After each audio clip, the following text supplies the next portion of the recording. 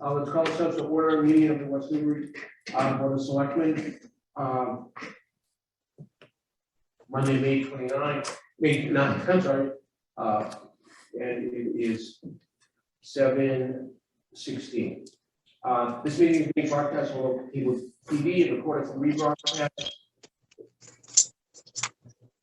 on the local cable channels and on the internet. It is also accessible by remote participation. The phone number is 616-558-8656. It can be, it's a Zoom meeting. The Zoom meeting ID is 854-418-4687, and the passcode is 064776.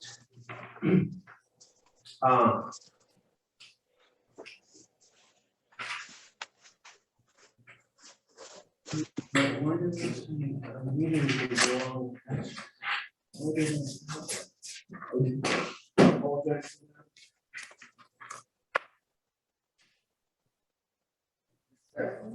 No.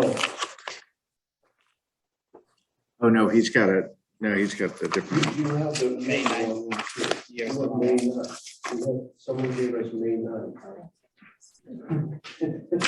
They're gonna print it. I know. Next time Jim will do a copy. All I need is the front page. So the passcode on that was 006388. I'm sorry about that. Public health update. COVID-19 is increasing, unfortunately, again. There's information about mosquito control, about tick control, and all of this available from the Board of Health website. And I'm not going to use the time of walls. We're looking at the boards and commissions will be starting again with new appointees, people that want to re-up. They will be contacted, but if people are interested in the new committees, especially the Park and Recs Commission, and there's a new the Affordable Housing Trust that will be starting soon. That will be an important new. Is that going to be a commission or a committee? It'll be a trust. A trust. So they will be. Yes. Okay. The Memorial Day Parade. We're having it again. Excellent. 10:30 on May 30th. Our distinguished Grand Marshal. Great cushion. Yeah. Actually, I'd like to formally accept the It couldn't go to somebody better. It was veteran, who's done just innumerable services for the town. So it's great. The summer concerts at the bandstand are starting. The first one will be June 23rd, and pretty much every Thursday evening thereafter in the summer. At 6:30, you can go to the website and see what the different performers will be. Finally, as usual, anyone wants to subscribe to the town announcements, www.newbury.org/subscribe. And Mr. Chairman, before we get into the formal business, I think, Dick, you did want to say something about the parade? Oh, good. I have to tell people, and I'm not feeling sorry. Don't feel sorry for me because I'm feeling very sorry for myself. So I don't need anybody else jumping in. But I'm coming from one surgery and I'm going to another. So I'm just not 100%. That's all. So I talked to Angus today. And it turns out that people are continuing to plug into the parade. And since the afternoon, at my end, as a member of the Legion and groups that work out of the soldiers and sailors for the parade and at other times during the year. And we hope they continue to. So David Schumacher,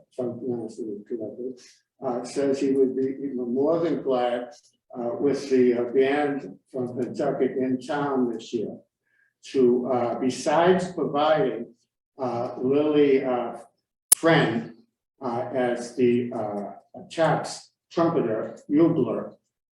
She's been practicing for a couple of months now. It's new to her, I gather, not the instrument. And she is going to perform at 7 locations throughout the town.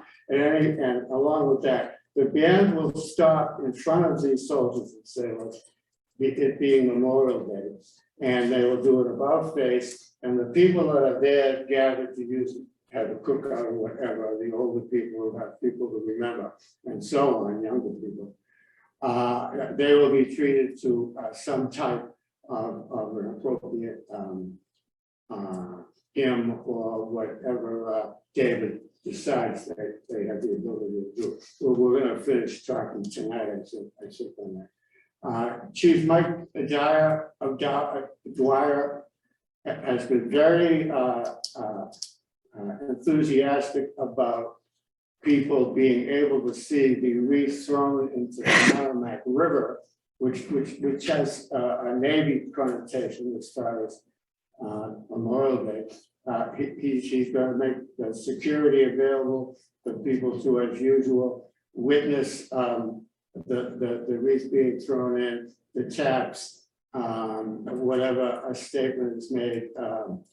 I call what I say a humanitarian, humanistic welfare statement rather than anything else. It's that Memorial Day celebrates everybody that's interested in contributing to the best things of America, and either in uniform or out of uniform, whether it's stopping at crosswalks or whatever. We celebrate it on Memorial Day through the Legionnaires and Dick, when it, just so that people know, Yeah. when is time frame. the wreath throwing and exactly where? We're gonna leave the soldiers and sailors approximately 8 in the morning.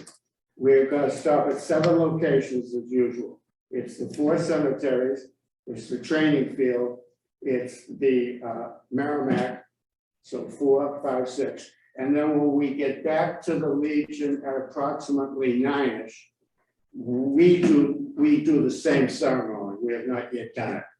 And we play tap, or we have taps performed, there's a statement made, and anybody's allowed to speak. So it's 8 a.m. to 9 a.m. And then the parade is 10:30. Well, thank you, Chief Dwyer. I've been attempting to contact the minister of the Congregational Church in case I'm unable to perform the chaplain duties, to see if that minister or someone else the minister knows, or somebody from the public wants to come forward, make a statement about the relevancy of Memorial Day. We know the history going back to the Civil War. I just went on Wikipedia, that's the way to say it. And, all I did was punch in how many wars has the United States been in since the Revolution. The people that factor in what a war is come up with a number of 102. We're currently, another number pops up that we're currently involved in rebellions, or I'm not making a political statement, I'm just referencing what Memorial Day means or what war means, in 5 different regions doing something that is deemed to be a war. So that's why Memorial Day has continued on since the Civil War, and in terms of addressing the issue and not letting it just be another day. think that's all. A couple of people have referenced the irony that I am working out of the Soldiers and Sailors building on Memorial Day, and hundreds of other people could have been asked to do what I've been privileged to do. I've done it before, and the fact is, I've given my reasons of why everybody needs to look at their neighbor and thank them for what they do. But as far as down the road, that building has seen weddings, it's seen birth parties, it's seen the scouts, it's seen people from town giving large sums of money over the years, the Bush family, the McGraths have been involved in historical preservation for decades and decades. And certain places in town deserve to be recognized and have relevance. And one of them is training field. And in the opinion of the Legion, another one is the Legion building. So if anybody has a contribution to make further that are interested in anything I've said, I would direct you to the town manager, Angus. And look, you can take it from there, Angus. Please get in touch with him. There is a certain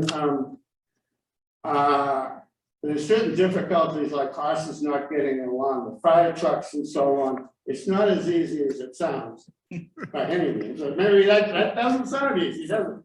No, yeah, thank you, Dick, for everything you've said and everything you're doing. And no, he's absolutely right. There's been a lot of organizations and individuals who have stepped up and they're enthusiastic to be part of the parade. I want to thank, we've got a core team of staff, certainly including Chief Dwyer and our town clerk here, Jim, and our Council on Aging Director, Christine Marshall. And yeah, it's always a lot of moving parts to put together the parade, and there's been a lot of enthusiasm. And I can thankfully I've got good notes from back in 2019 on all of the adjacencies you need to be careful of between bands, muskets, and reenactors, and horses, and picking up after horses, and so all of that sequencing. Thankfully, I took good notes back 3 years ago, the last time we did. So. Tried to run in through our front door because it was so frightened from somebody ringing a bell in the driveway. So wow. That wasn't from our vision. Yeah, so we've got and we have staging areas. So it is important that if people are participating, that we know ahead of time, so we can, send people to the right staging area in the center of town and make sure that everything's in the order that was kind of thoughtfully laid out for exactly the reasons that Dick just outlined. So it should be a great day on Monday, weather permitting. So. And I want to thank DPW and both Wayne and his crew and the buildings and grounds. They do a huge amount of work, not just on the day of, but in the weeks leading up to the parade. You're going to see all the hanging flower baskets and the flags and all of that. The town center is going to look terrific.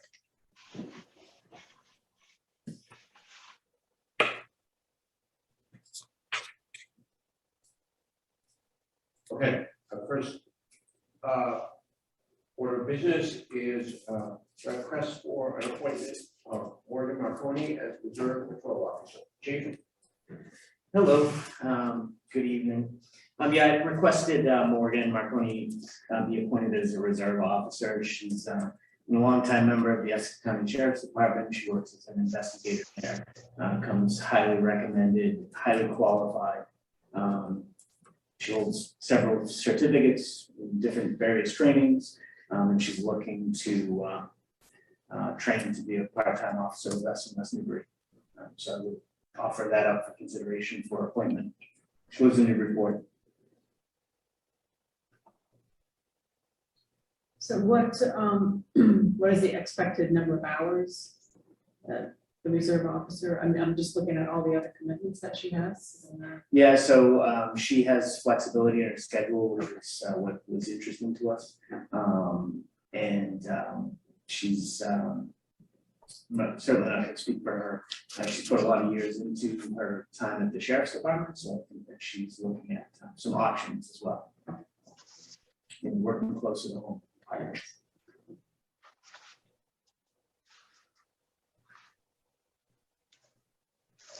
Any questions? I think it's great. Qualified. Yes. Make a motion, yeah. I'm not sure if they're. So I move to appoint Morgan Marconi as a part-time police officer. So that be through the balance of the year, or how do you? Yeah, there'd be a routine reappointment before the end of June, yeah. Second. All those in favor? Aye. Thank you very much. And Archie, you might want to note the absence of Rick, just for people who might not know, just that he's out of the country. Right. Yeah, so he's got a good alibi. He's in several different time zones away, so. Great, thank you. Okay, next we've got a special event application. You had previously seen this application for the Ride to End ALZ with the Alzheimer's Association. We have Mark LeBlanc is on the line via Zoom. And as you see from the materials in the packet, they were successfully able to come up with an alternate route reflecting the outage of the Rocks Village Bridge. Yes, thank you. We're closing with Sarah Johnson on coming up with the alternative routes and making sure we had detailed coverage for all those.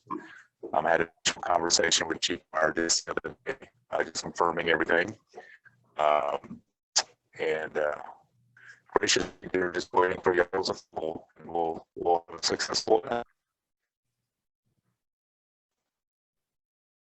Mark, I just want to. Looks like a lot more participants than you anticipated. 500 is a lot of bikes. That's is that going to be an issue? Is that more than you usually had, or not? It's 500 total. It's broken. The numbers are broken up based upon the distances. So the 100-mile. Oh, we lost him.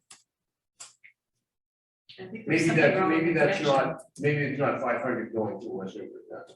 Well, it increased from 150 to 500. Yeah. I'm back. Great, we got you. Can you hear me? I'm sorry. Yeah. I was saying that there's 130 participants in that particular longer run.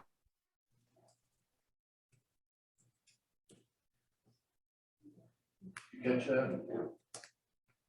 So just to clarify a few things, I reached out to Mark because I wanted to clarify the number, which is 500 participants. It is. And I was concerned about this being the route going through town and then coming back through town. That would extend the amount of time that the detail officers would be involved in traffic control and how that would impact the town. What he confirmed with me was the 500 is a true number, but they're only going through town at one time. So we're looking at about 4 hours, a little over 4 hours worth of delays in traffic.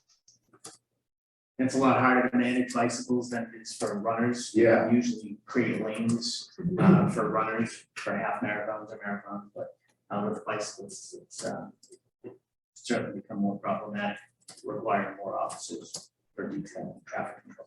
Are we going on? I'm trying to. I looked at it, but I've already forgotten. So it's not going on Main Street. Right?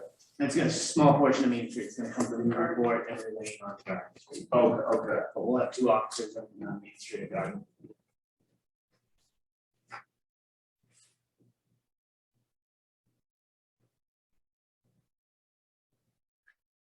Can you hear me now?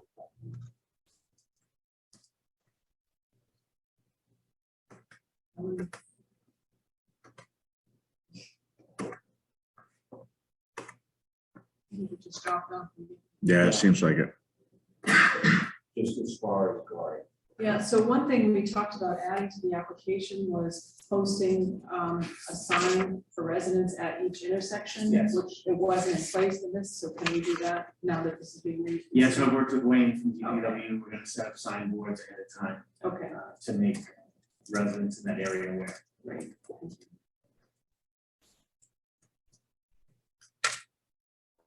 I apologize, getting kicked off soon. So it is starting early, so that's a good. It's starting at 7, so what time would you anticipate they would be coming through here? So he gave us a really good timeline, which is part of the application packet. It showed, I believe it was right around 8:30, 8:40 a.m. Coming down the Main Street route onto Garden.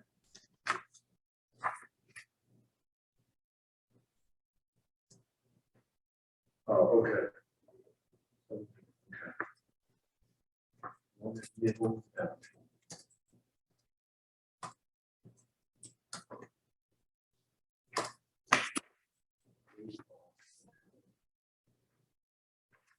I'm back on.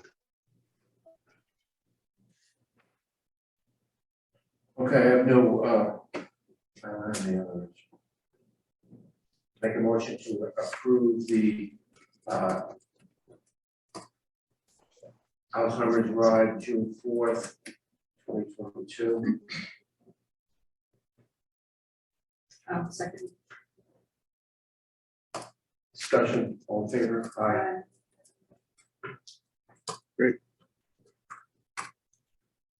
All right, thank you very Thank you very much if you can hear me.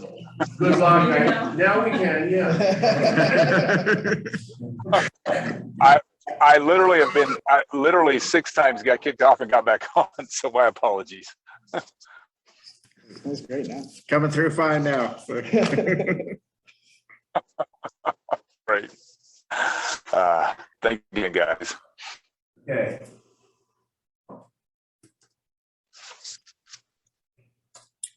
Next item is a request for a conservation restriction on River Run Farm. Hi. Hi, good evening. My name is Diane Brown, Land Conservation Project Manager at Essex County Greenbelt. Thank you for your time. Regarding the conservation restriction at River Run Farm, the conservation restriction will cover the majority of the property. Will preserve the River Run Farm as an active farm and natural open space. It will remain in private ownership, and Greenbelt will be entirely responsible for monitoring and enforcing the terms of the conservation restriction.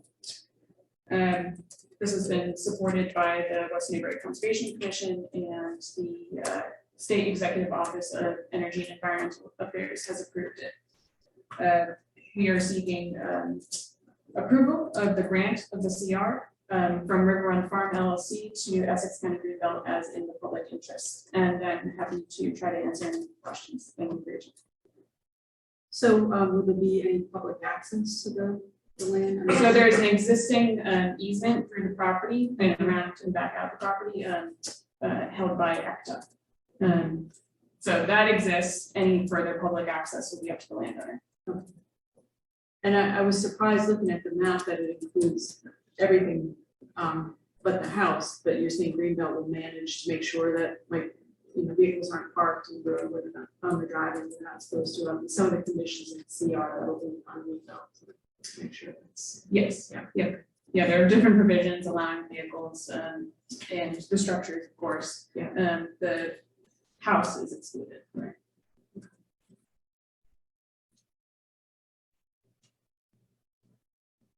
So will the, you know, in terms of it being a farm, so that will just be the horse owners and riders, boarding their horses there? Is that how, you know, you're turning the farm? Or- So equestrian activities are allowed in Yeah, CR, but also agricultural. Okay, so Activities are allowed, crops, some small amounts of livestock. so that would be up to the owner. Yes. What kind of farming activities?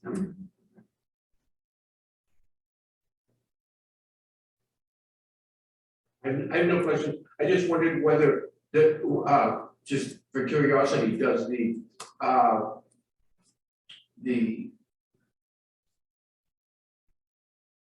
electrical, the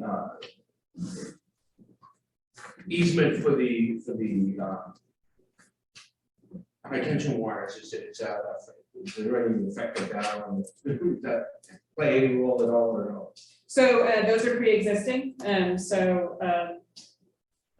New England Power has their existing easement that precedes the CR. The CR doesn't really have any control over that, but they exist separately.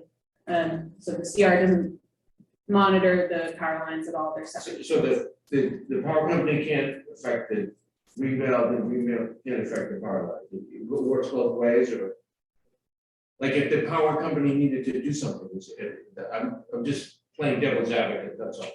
Yeah, so the conservation restriction allows for the utilities and notes the existing easement of New Okay. England Power, yeah.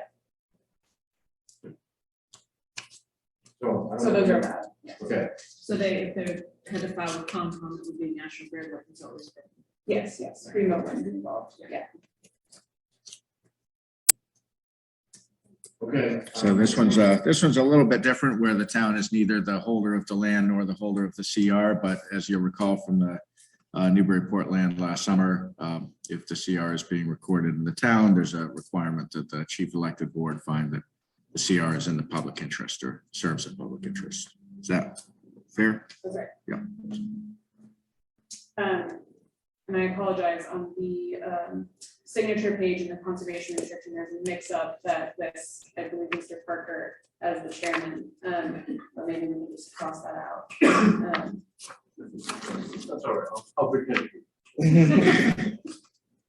That I should just changed 2 weeks ago. I thought tonight, it must so, have. Yeah.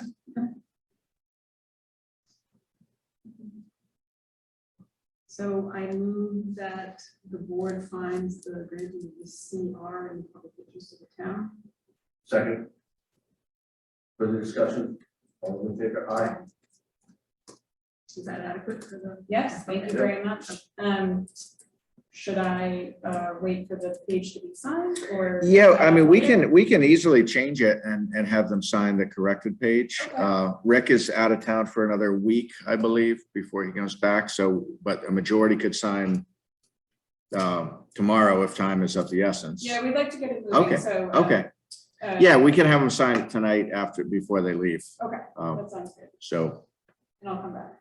Check it out.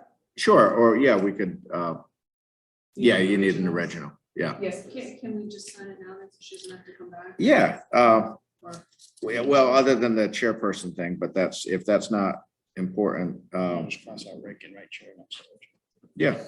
Okay, do you want to, yeah, Jim will run one off and actually he could amend it. Yeah. With the Appreciate it. Acrobat, so. Or I was thinking digitally, but that's, Either way works. it won't take him long at all. With the Acrobat, he can get right in there and just fix it, so. Okay, I They apologize wrote for the that. Gettysburg Address without a word processor. I appreciate your time. Thank you. Quill though.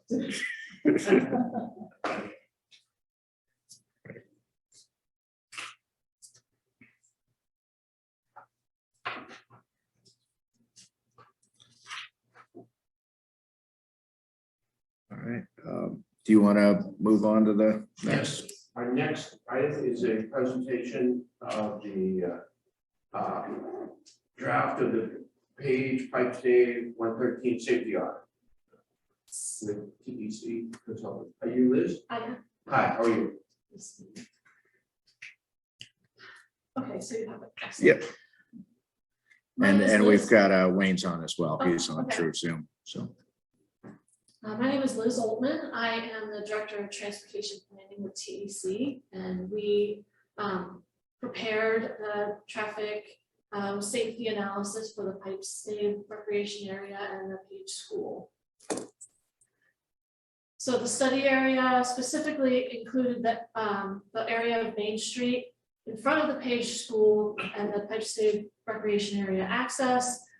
Extended down to the mill pond access during the actual walk at the site.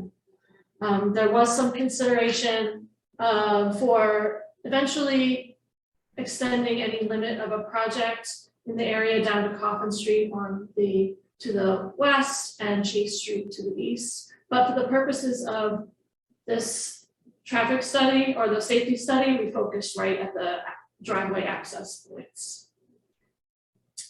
So it was held in person on the 12th of January. I touched base with the board a little bit after that. We did receive 12 feedback emails from residents, mostly positive. Lots of representatives from various town boards and commissions. We actually waited to do the turning movement counts and the data collection until pipe stay was being actively used, and so that started end of April. Quite a few vehicle trips going in and out of pipe stay on the days that we counted. So April 30th and May 5th, and then the 7th through the 10th was the troop counter on the road. So just some brief observations.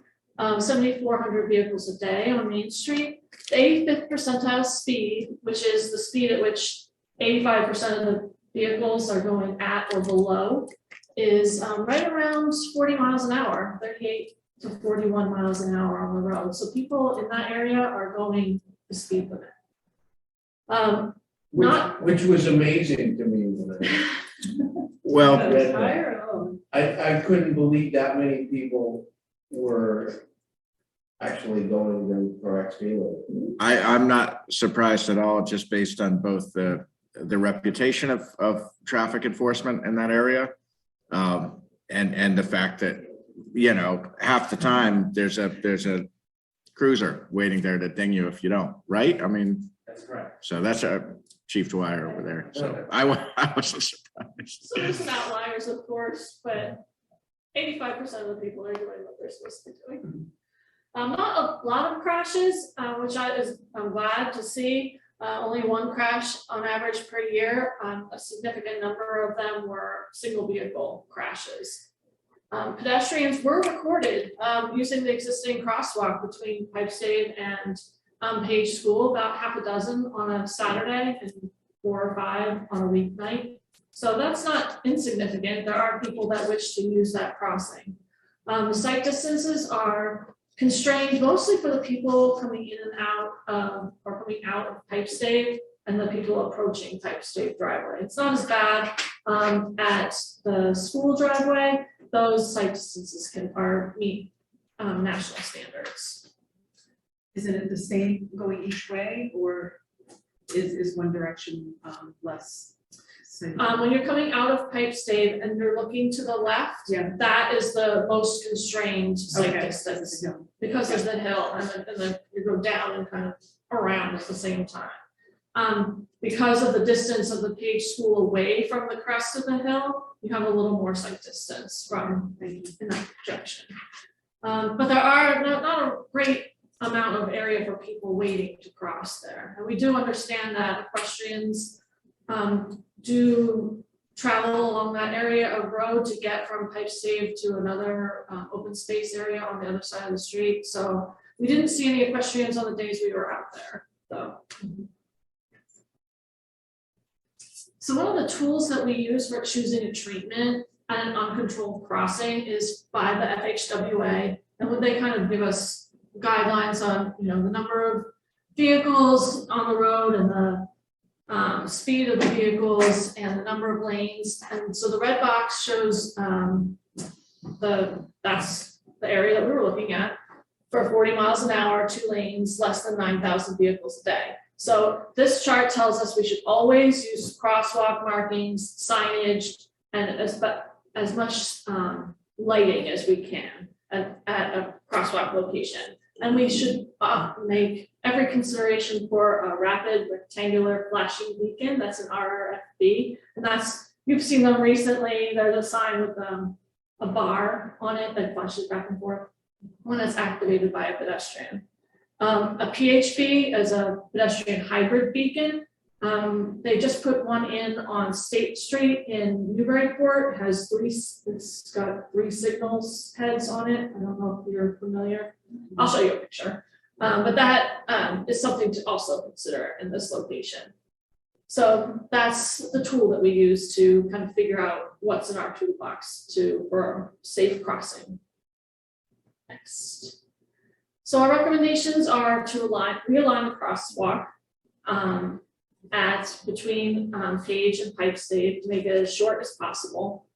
High visibility crosswalk markings, ADA ramps, sidewalk where possible on the south side of Main Street and then along the driveway approaches, an RFB, a rapid flashing beacon, with 2 pedestrian or equestrian activation buttons and new school signage. Right now, the school signage that's out there is faded and it's kind of confusing. So we'd like to condense it and consolidate it into a more modern setup, I guess. I didn't, when I read that, I didn't understand what that last comment means. So in other words, the sign that says the school or the traffic signs, or what signs don't you like? Right now, there's several signs as you approach the school from the west and the east that says like school buses up, and then it's a school ahead, and then there's a flashing beacon sign, and then there's a couple of different signs, and they start far away from the actual school itself. What we would like to do is bring them in closer to the school, put them on the bright yellow, green, reflective signage, and so that would make them more modern. And then when you bring them closer to the school itself, it makes it more immediate. So this is happening. So if you pass a school and no school shows up for a half a mile, you forget about the school sign, right? So you want them to be closer to the school. So that's what that is, just making it more modern. Could I ask a quick question, or I can ask a question later? Is that allowed? Hello? Yeah, that's our principal, Emily Pateri, so. Hello? Go ahead. Oh, sorry. I had a question about that too, just the consistent school signage. So I'm assuming you're just talking about the sign that says the Page School, the wooden sign that's kind of dilapidated? No, we're talking about the sign that says 20-mile-an-hour school zone. Okay, I saw something about moving the sign that says the Page School, the wooden one. I saw something about like moving that sign. That's just the sidewalk. Oh, that's just to accommodate the sidewalk. Okay, I just wanted to add that we're working with someone now to actually for new signage because it is so old. So we had someone come out this week to look at the space of that. So if I have to move it back, just let me know. And that's something we're thinking about doing in July. But he's doing a nice new sign with like granite posts, and it's going to be a wooden sign that says the Page School, but we can put it wherever you feel like is best. Okay, that'd be great. Okay. Just we want to not have to move it to put in the sidewalk in a later. Sure. We don't want to move it again. Right. Right. So then we can go back to that one is fine. There are 3 options for a rectangular flashing beacon. On the right, option C in this diagram is the most frequently used on most roadways. Option B has flashers at the top as opposed to the bar in the middle. And option A has the flashing beacon over the center of the roadway. So as we would move into design and look at the site distances in design, we would see which option would be best for visibility for vehicles coming up the curve and up the hill towards Pipestave and the school. So we want people to be able to see that well before they see a pedestrian actually in the roadway. The next slide is, it's really hard to see, but there's 2 red and a yellow signal heads. This one really requires there to be a lot of pedestrians on using a facility. So this probably isn't the installation that we would consider. We would consider an overhead RFB first. And Liz, when you say that, obviously this, yeah, this, right off, Remember, yeah. right by London Towers. Yes. It's, you're coming out of the circle, or the rotary at Route 1, and then going into Newburyport. They're building a shared use path along Parker Street. So that was what this was for. So when you're referring to kind of what would be appropriate for a particular location based on pedestrian volume, obviously it's a state road. Any change here is going to require DOT approval and meet certain warrants for different types of signalization or signage. Can you just explain a little bit how that works and how it's different on a state road versus like if this was just a local road? For an installation like this, you really want a warrant to be met, or there's basic requirements for a pedestrian hybrid beacon, that you must have at least 20 pedestrians in an hour crossing in a crosswalk. That's existing condition. So we don't have that right now, so this is probably not what we would go for, because the state would look for that warrant to be met for anything on their roadway. An RFB does not have a requirement. It's just a safety concern as opposed to a number of pedestrians. Would they couldn't just turn the other thing with the flashing.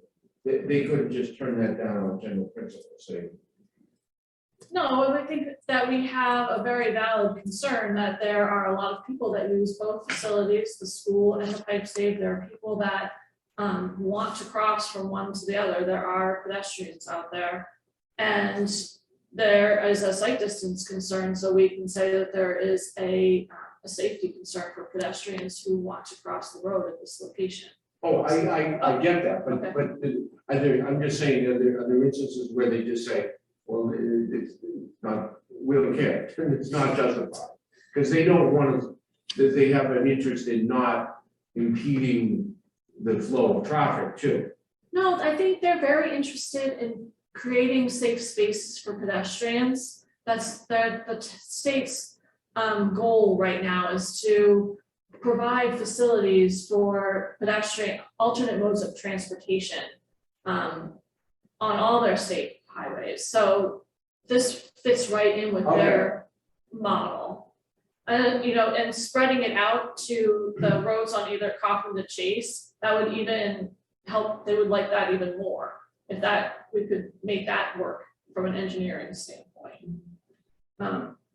They have a program called Safe Routes to School, where they really focus on creating safe places for students and having the students travel from, having a safe place for the students to cross. And the pipe stave, I understood, was something that was desirable from the school's standpoint as well.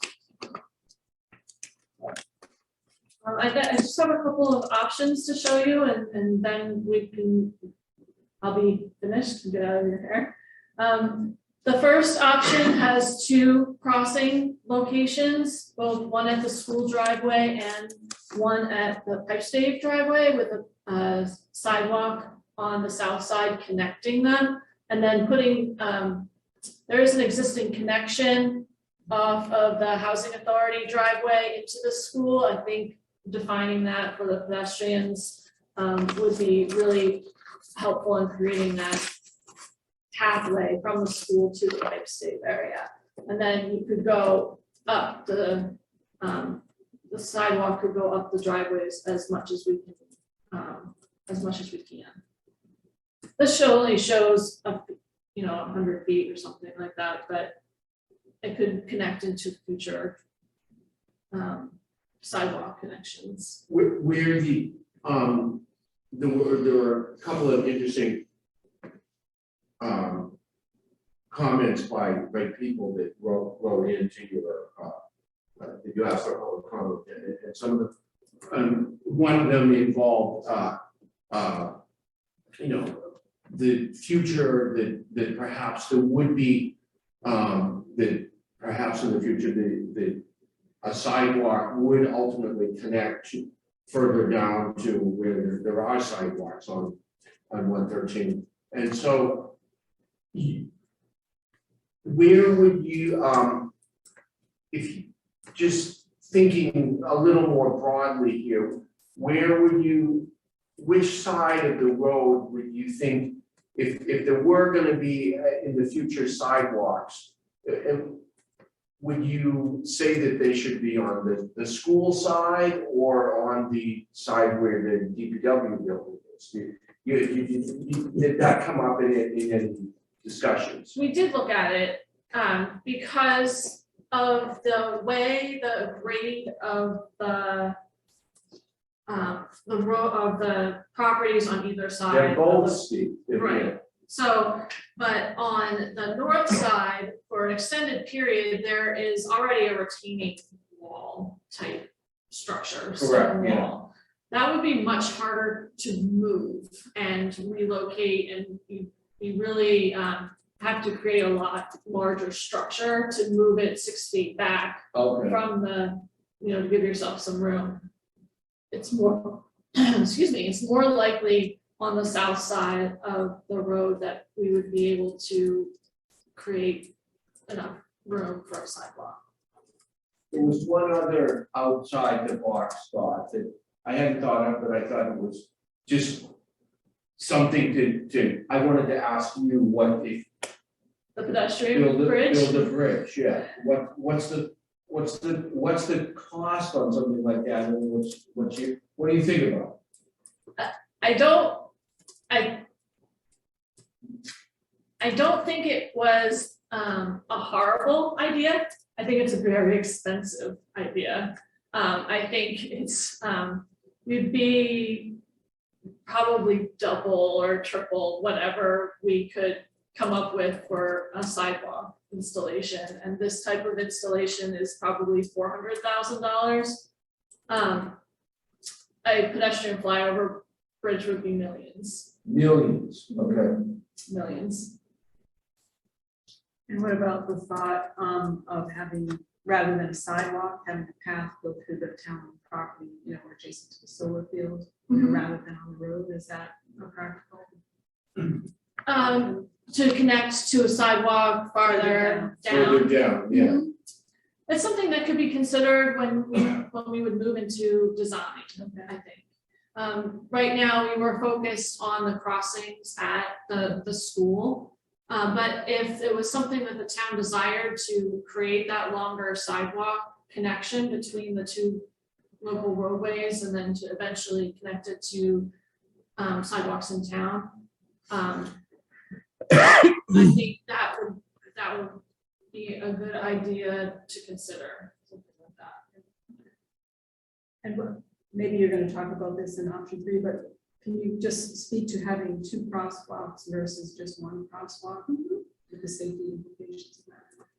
Right, so we are suggesting 2 crosswalks just because of the desire lines that, people could come down the driveway to the school, people could come from the parking lot to pipe stave. I understand that sometimes overflow parking happens at the Page School, so that would be a more direct connection. I think if there's any,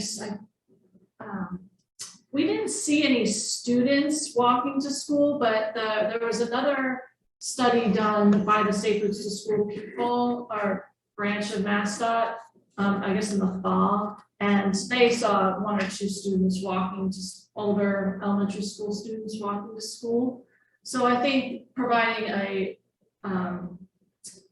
a sidewalk up the school driveway is a good idea as well. So would there be 2, how would it work would it be 2 sets of beacons then if there's 2 sidewalks or Yes. I mean 2 crosswalks or how would that work? It would be 2 sets.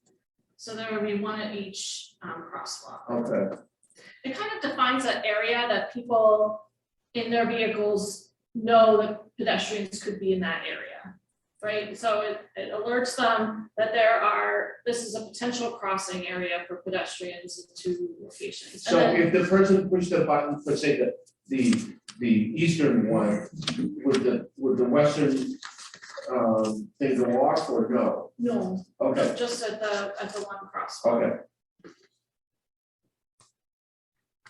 So the second option is just one crosswalk. I prefer this crosswalk location, single crosswalk location, over option 3 because of the sight distances. There's a better sight distance at this crosswalk than at the other side. I do understand, you know, we kind of went back and forth a little bit in our office, which we like better. Personally, I prefer this one. There is where the crest of the hill is. This provides better viewing for the pedestrians to see the cars coming up the hill. When you go a little bit further to the east, you kind of lose where the crest is. You kind of lose people in the right over the crest. So you kind of lose the car for 2 seconds, and when you're a pedestrian, 2 seconds is a long time. So so option 3 is just moving the sidewalk to the other side. All 3, we would really want to have a discussion with the fire department on what their comfort level is on the radii going into that. We did run some turning templates, but they have to be comfortable with it as well. I've worked with them waiting on some of those problems. And that's pretty much. Chief Dwyer is not just our police chief, he Yeah, is fire also our chief engineer on the board of fire engineers, So we would definitely want to work with the fire department. Just, we did, like I said, we run the turning templates, with the tanker truck, not a ladder, not the largest truck, but the tanker truck size. So our recommendation would be to actually bring a variety of trucks up to that area and run tests so everybody can see that firsthand as far as how it performs. But primarily, we would be using the main driveway to come in and out. What's the advantage? I'm just curious, what's the advantage of a new sidewalk up the driveway as opposed to the more, as opposed to the left sidewalk where there isn't gonna be any vehicular traffic there really at all, and it seems more protected and stuff. I just wondered what the advantage of that second sidewalk up the big road is. I'm just curious what your thoughts were. Yeah. It's always good to provide safe space for a designated space for pedestrians, in my opinion. If we're going to request funding from the state for this type of installation, why not ask for a sidewalk? No, but I mean, as opposed to, it seems to me the sidewalk on the left is more segregated from the cars and is safer rather than having it right next to the driveway where everyone that's coming up to the school is parking. I just wonder why we want to. I don't know. We can work through all those things, Yeah. but I'm just in favor of sidewalks where students are involved. And if you extend the sidewalks to the residential areas, maybe there will be students who want to walk from the east and then cross at the school driveway and then go up the school driveway. Okay. I have a couple of comments as an equestrian. Yeah. We wanted to make sure that the pads were big enough to accommodate horses. And this is a question not from me, but from somebody else in our group, that they would be able to. Oh, and when they're waiting to Well, they're cross? waiting, Okay. so that they would be able to put it safely. Sure. And then when I was looking at the option sheet, I think preferred. This, one question I had, this is, are equestrians going to be allowed to go through the parking lot to safely do? I liked this option for myself the best, but would equestrians be allowed to go through the parking lot? This is a question for possibly the school department to get down safely through this way. Because currently most equestrians use the driveway Oh, because they they're, do? yeah, Oh, the school driveway, because they come back from the trail that goes by the water tower up there. yeah. So it's a question of where to send the equestrians, whether they would come down the school driveway, in which case the double crossing. But then the issue also I have is the guardrail here. To have horses next to a guardrail, they would have no escape route if something spooked them. Their escape route would be into the street, not. That's an existing guardrail. Yes, I know. Okay, so. I know, but I think currently since the current thing goes like this, they currently come here and then they cross this way and they don't travel along the guardrail Okay, as the way it is now, okay. because the existing crosswalk goes at diagonal, so they come across. And I know you can go along here somewhat because that's somewhat open. Right. And that's what I believe. So I think we could probably add something for the horses to. But this is why I like this. I like this personally myself. I like this option because it just kept you away from the guardrail. Understood. Interesting. Because Okay. horses have interesting things. I've been with horses who won't cross yellow lines. They don't like the black squigglies on roads sometimes, and sometimes they have problems with just the lines on the road. But that's up to the horse owner to train their horses to deal with that stuff. I think as we go, all the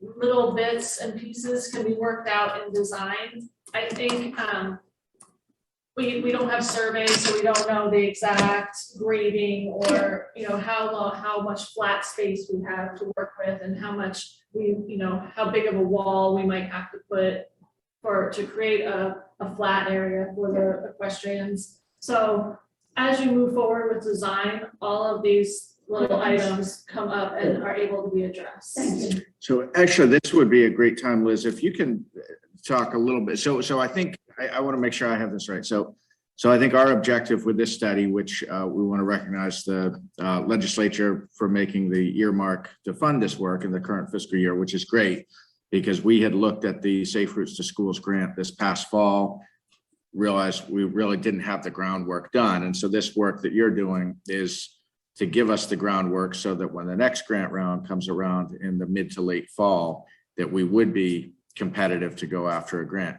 If you can talk a little bit about the design process. This is obviously conceptual design, but for those who might be watching from home, what are the, the 25% and the 75, like, what does that all mean? Right. And what could people expect? Because I think that our objective between now and the end of June is to come up with a preferred conceptual plan, which would really, look to the select board to what do you prefer based on the input that you receive. And that would then be kind of the direction going forward. But from there, there's a long process, if you could speak to that. It is quite a long process because it is a state highway facility. So they have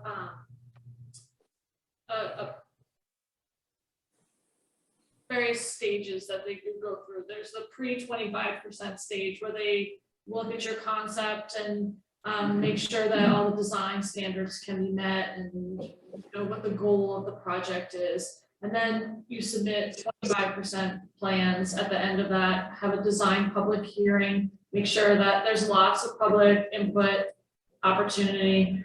After the 25% design plans are reviewed, then you move into the right-of-way acquisition if that's necessary, utility coordination, and then you submit 7,500/100% plans.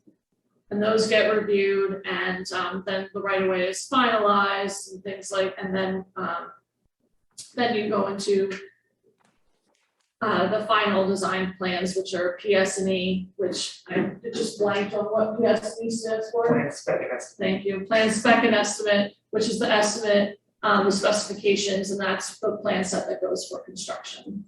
So it's about a 2-year process once you enter into it to get into construction. And if I understood our conversation, a couple of months ago, the Safe Routes to Schools grant does fund not just construction, but design and permitting costs. Correct. They take, if the state likes the project and grant awards a Safe Routes to School grant, then they take on the design and the state pays for the design and the construction.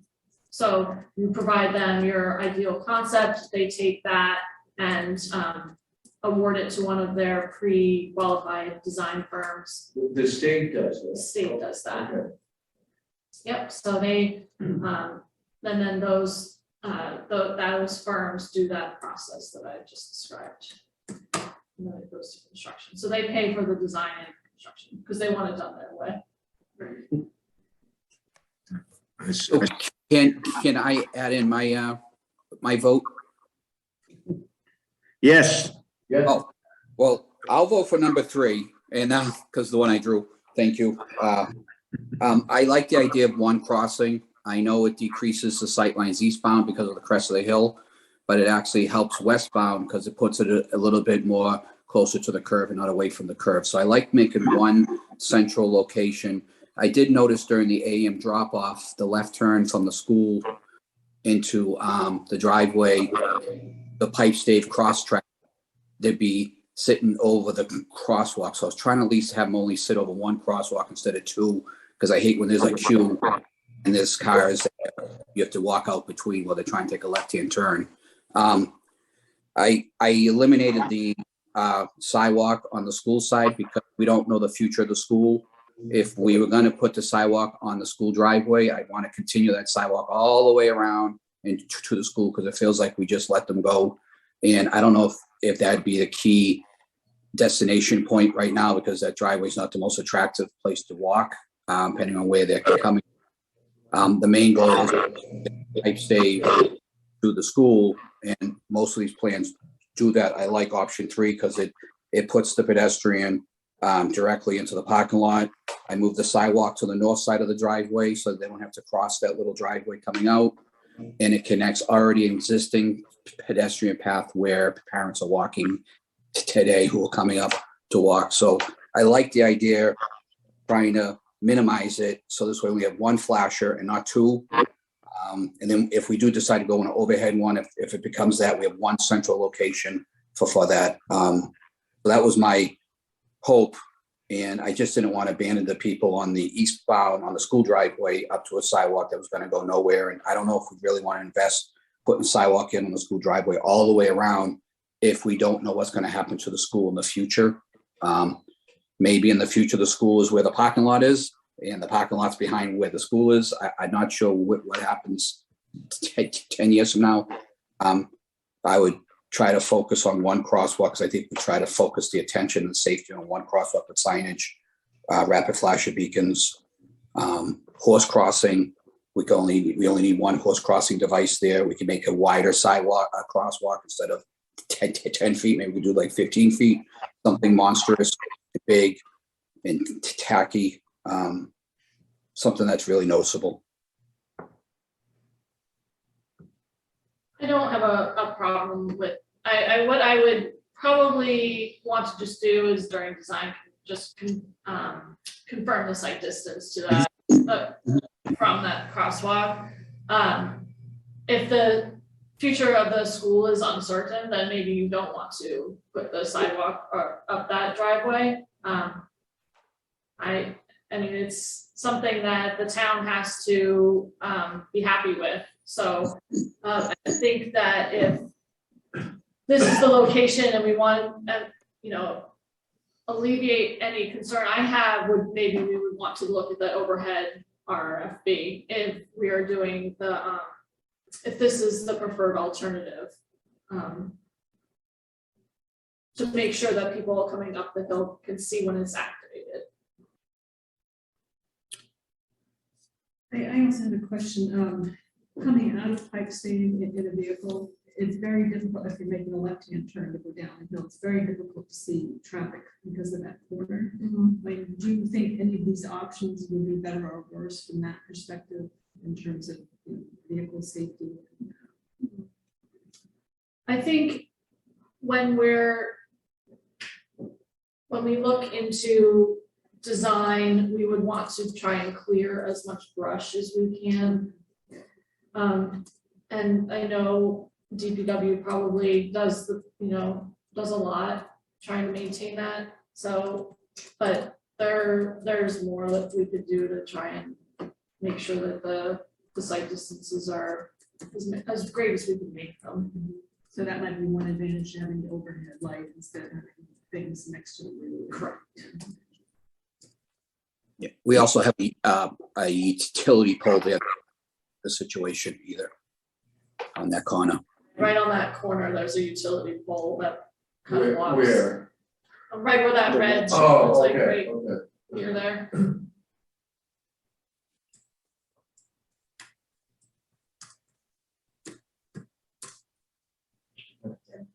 Oh, yeah.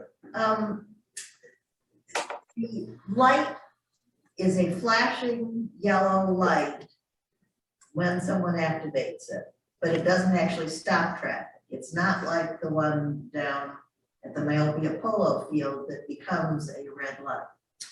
No, this people should stop for it because that's its intention, is to make vehicles aware that somebody is crossing, and so they are supposed to stop. They are, Yes. but it's not just a warning light. No, it's there's a pedestrian crossing. It's a law that you're supposed to stop for pedestrians in the crosswalk. I can think of one in Danvers on Route 62. Yeah. I think that's what this is like. There's a rail trail there, and Yeah. that's a very busy road there, and people are pretty good about stopping there, yeah. I think the more and more of them that there are, people are aware that this is a Even crossing though it's not a location. red light. Yeah, Right. Yeah. And I would also be concerned about site distances, and if you have a car that's stopping, the car is coming up behind it 40 miles an hour, how do they know that? Right, so exactly, so that would be why you'd want that flasher to be very visible, so the people coming up will see that it flashes for as long as it takes somebody to walk across, and then some leeway. Yeah. So. And I think, Go ahead, Wayne.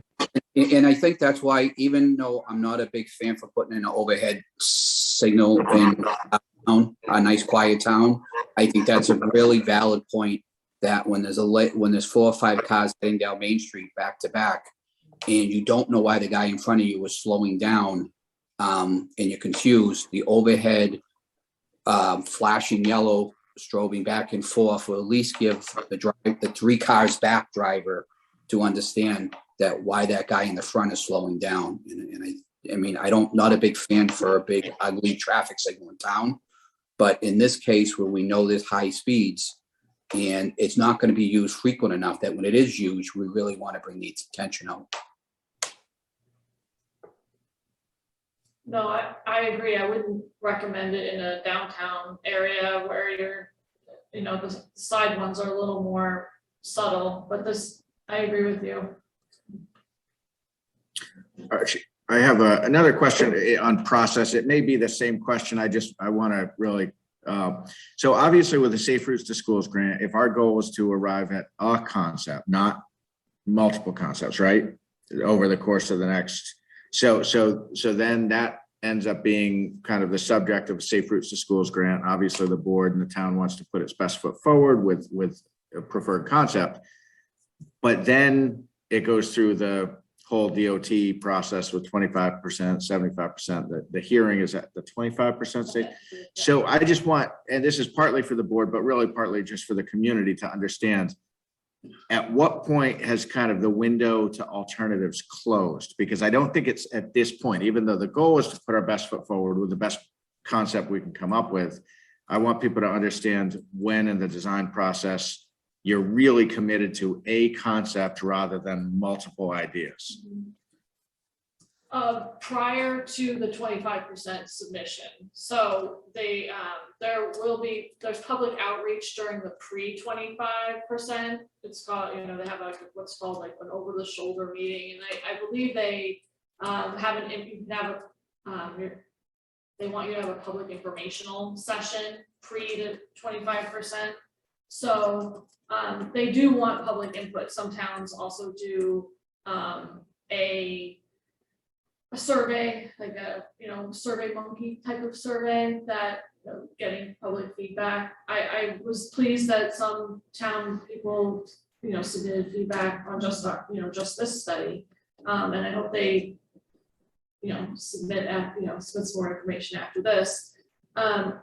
So there's a public informational session. There's during the design process we can they will hopefully engage the town as much as possible during that design process. And then the design public hearing is the formal, after your 25% submission. We have everything nailed down for the 25% submission. And that's the state that would be running the public hearing. Yes, the state runs the public hearing. If we're successful in getting the Safe Routes to Schools grant. Right, if we're not, and I mean, that focus is to get that, but if we're not, there are options for a municipality to advance its own plan Yes. to the 25% design and at that point compete to get funding through the TIP. Correct. So, but is it through the regional TIP, the Transportation Improvement Program? Is it still the fact that to be competitive to get on the TIP, you kind of need to be at 25%? Is that still the case? You don't need to be at 25%. You need to be at have a really solid concept survey. Okay. Do the survey and have a really solid concept to get put on the tip. But you don't have to have completed. Okay. Because they want you to go through their process, so they would actually probably prefer that you don't have a 25% completed, because then they'll make you go back and do the pre-25 scoping and public informational hearings. So, and my point in bringing that up is that obviously the goal is to get the grant, but if we don't get the grant, there are other routes we can continue to advance this effort.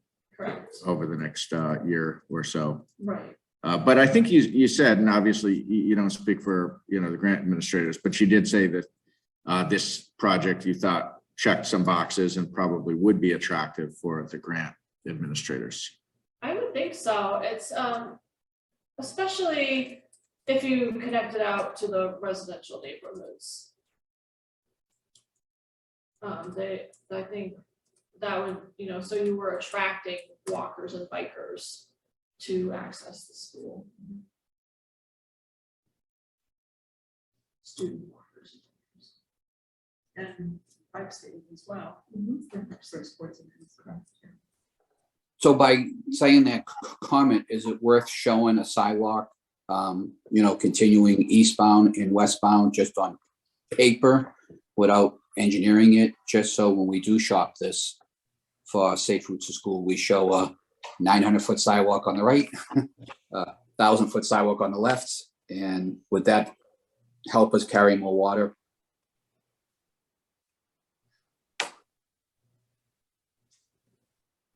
I don't know that it would hurt to show it. I mean, it's kind of that's just a concept at this point. Mm-hmm. So I don't think it would hurt. And we don't want it to hurt us and them to say, this is a $9 million project, move on. Obviously, we're focusing on the driveways and the pipe safe connection across the street from the school. So we don't want it to hurt us and have them say, oh, this is a $9 million sidewalk project, they should put it on a tip.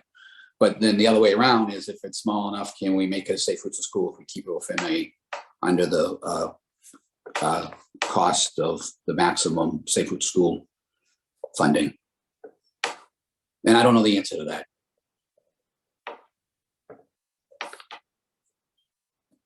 If we're focusing on option 3, that's great. We can certainly add the sidewalks on that concept, and we can, if you feel like 2 weeks is enough time, we can turn that around and come back in 2 weeks. I think that would be better than waiting till the end of June. Yeah. For you. Right. It would be helpful, Yeah. yeah, to So, not only have Do 2 we want to weeks. limit it to option 3, or do we want to get public feedback? I would think we want to get as much, as much I think that's my feedback. preference, but I like 3 too, but let's not limit it, no. okay. Yeah, so my thought would be we somehow, build all 3 into like a single graphic to kind of catch people's eye and make it clear that there's 3 different ideas. And then we can post all 3 we could set up like a, just a quick page or something and then link to that. This would be a good chance to work with our new assistant town clerk to get her, show her how the site works and so, yeah, I think if we do kind of a full court press, tomorrow to get the word out and to say this will be back on the agenda on June 6th. And obviously people can put in comments after that, but I think the more we can. So you'd like to see a final draft on June 6th, based on what we hear? Well, I think we're going to need to give people that amount of time to get comments back. Then I think we'd meet maybe with the same concepts, because I don't think there's not time to both get feedback and for your firm to turn around an update. Right. So maybe if we call for all comments by the 6th and then meet that night to talk, and you could zoom in if that's, it's just out of time management. And then if it's clear what the consensus is, then you would have between June 6th and the end of the month to put together an updated single concept that then the board you could have on your agenda on the 27th, and you may or may not participate or just zoom in. And That sounds like a good idea. good. Okay. Sounds great. Thank you so much for your time. Thank you. Appreciate Thanks, it. Liz. Thank you. And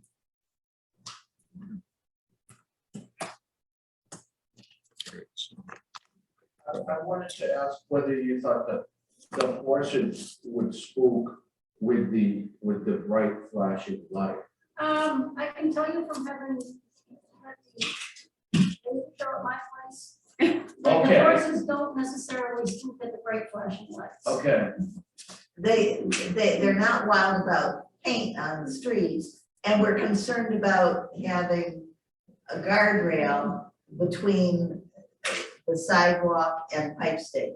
We would like to get onto grass as quickly as possible and not have a guardrail that's gonna possibly be an impediment, that the horses are gonna be concerned, they've got traffic on one side and the guardrail. So those things are things we've been talking about. We'll give you our comments before you say. And we did send out the concepts report. I just sent it out today, so people didn't get a lot of notice, but we did send it out to the planning board, the Mill Pond Committee, the Parks and Rec Commission, to all members. I sent it to the Open Space Committee Chair, and there's some overlap there with some other members, as well as to some names from the Riding and Driving Club and the Page Principal. So, we'll try to do more of that the next day or so to get as much input as we can. Yes, and I can let the chairman of the open space know, since I'm here tonight, and I'm also in open space, I'll let him know what was discussed. Great. Yes, and I'm I'll sure they're Concom planning. too, and I know that I know. what- Oh, I sent it. Yeah, I sent it to, yeah. Conservation agent Sent the thing saying she didn't think there was any conservation concerns with any of these designs, because they're all far enough away from. Extending the sidewalks would be. Yeah, that's different, that's Yeah. different than as far as. Yeah, I mean, I don't know, this one would probably trigger some kind of filing, wouldn't it? I don't think so. No? It's still pretty high. Pretty far down. Okay, Pretty dry, yeah. Yes. okay, great. Great. So I know we've got different things ahead of us, but Wayne wanted to provide just a brief update on the playgrounds. And then if we could just do a quick item M, the chapter 90 is really just to give Wayne a pat on the back. So if we can do that before. Thank you. So Wayne, you want to just tell us what's up with the Page Playgrounds? Sure. At 3:30 this evening, I was notified that they want to start the playground tomorrow morning, even though I thought it was 3 weeks away. So how could I say no? So they'll be out there to start setting the equipment up. It's roughly around 6 weeks. It was a lot longer than I thought it was going to be. And then when they're all done with the, it would take around 2 or 3 weeks to set the equipment, maybe 4 weeks to set the equipment. Got a lot of equipment out there. And then another week or two to do the drainage, which they're going to help DPW install the drainage. And then finally we schedule the matting, the rubber floor to be poured when everything's said and done. So we're probably looking at I don't want to go too far, but at least a July 14th, 15th opening, hopefully, right in the hottest summer. It'll be nice and hot. But that's what we're going to look at for the Page School Playground. So Wayne, how will you manage the school, people using the school, students, while all this work's going on? Is it just separated? Yeah, so the next 2 or 3 weeks is it's really only two trucks, 3 trucks. It's just the equipment installer. They show up at 8 o'clock in the morning, they don't leave till 5 or 6. So they're gonna just install the actual drainage that's gonna get installed. If we time it right, there won't be any school going on. So that's when the big trucks will come in. So if I have to stall and hide some of their tools so I can buy myself a few days, I will do what I can. But our goal is to do the drainage at least hopefully when school's done and over, because that's the larger trucks dropping stones there. But they don't play where the playground is now because it's just a bowl of dirt. So they're actually play on the asphalt, which we won't be working on. Summer rec program hasn't historically, I don't know how much use they've made of but Wayne, you reached out to them last week. Did you get a hold of the summer rec co-directors? I haven't got in touch with them yet because I was waiting on the schedule, which I thought I would get 3 weeks from now. So I do have to tell them that it's starting soon. Again, they wouldn't be playing in the dirt bowl that we got out there anyhow, because that was closed and off limits. So I just have to confirm if they were going to be playing in the schoolyard or they're playing in the back of the building. But again, there's going to be a couple, I don't know when Parks and Rec start up their summer program, but we're hoped to be done by July, with the heavy stuff by July 4th, maybe the week after. So I will touch base with them once I get a real schedule. The July 4th week, I believe, is the second out of 6 weeks. So there's, it sounds like it may affect two of the 6 weeks. Okay. And then on the chapter 90, I just, it's, do you want to just give a quick glimpse of what kind of overhead goes into that? Because all people see is the roads get paved. Yeah. It's a lot of people. So before we get approved for chapter 90, we have around probably 70 to 80 hours worth of work to put in upfront paperwork, contract, pre-quals. There's a lot of work involved to get our roadways paved, to get our money approved by MassDOT. And then after they're all done with their review process and all our paperwork and estimates, we have to go back and then ask for reimbursement for all that money that we spent. And that's probably, for my man hours that I probably put in there, I probably put around 40 to 50 hours in a paperwork just to get our $300-something thousand back. Obviously, well worth it, obviously, but it's not free, easy money that's going to us by the state. They make you work for it. But we got all our reimbursement back from last summer. So now we're putting in our request for this year's paving. And that will be done in the next couple of weeks, and we'll send it to MassDOT. Hopefully I won't be paving in Thanksgiving again this year. So will you have, I saw you got back to one resident with, who had a question about the end of Crane Neck, and you said that was the next phase. Do you have will you have a list we could provide to the board of what's part of the next phase of paving? I will. I was going to submit that to the board once I did the estimates to make sure that was exactly the street we're going to do and we have enough funds for it. Great. Wayne, I rode my bike on Crane Neck a couple of days ago. It was really nuts. Yeah. Well, that was the street that was worse than the other two sections, but we had to do the other two sections because we didn't want the trucks driving on. We didn't want the trucks driving on the first section to get to the second. Okay. So really, the train at the end of Main Street was actually more of a priority than the other two sections we did. But we wanted to get it, we wanted to get those done. We had to drive the new trucks over the new asphalt during the summer. Good thinking. Wayne McDwyer here. Can we have a discussion about quarry requirements for some of the employees? For the playground, On the playground, yeah, for the school. we could bring that up to them tomorrow. They will not be going in the school. But we could try to get, I could get it, I could get it, all his employees if you'd like. Yeah, that'd be great. Okay, I'm gonna see him first. Okay, They do it through the district, so okay, arrangements for that. we could do that. Okay, thanks. Sorry to jump.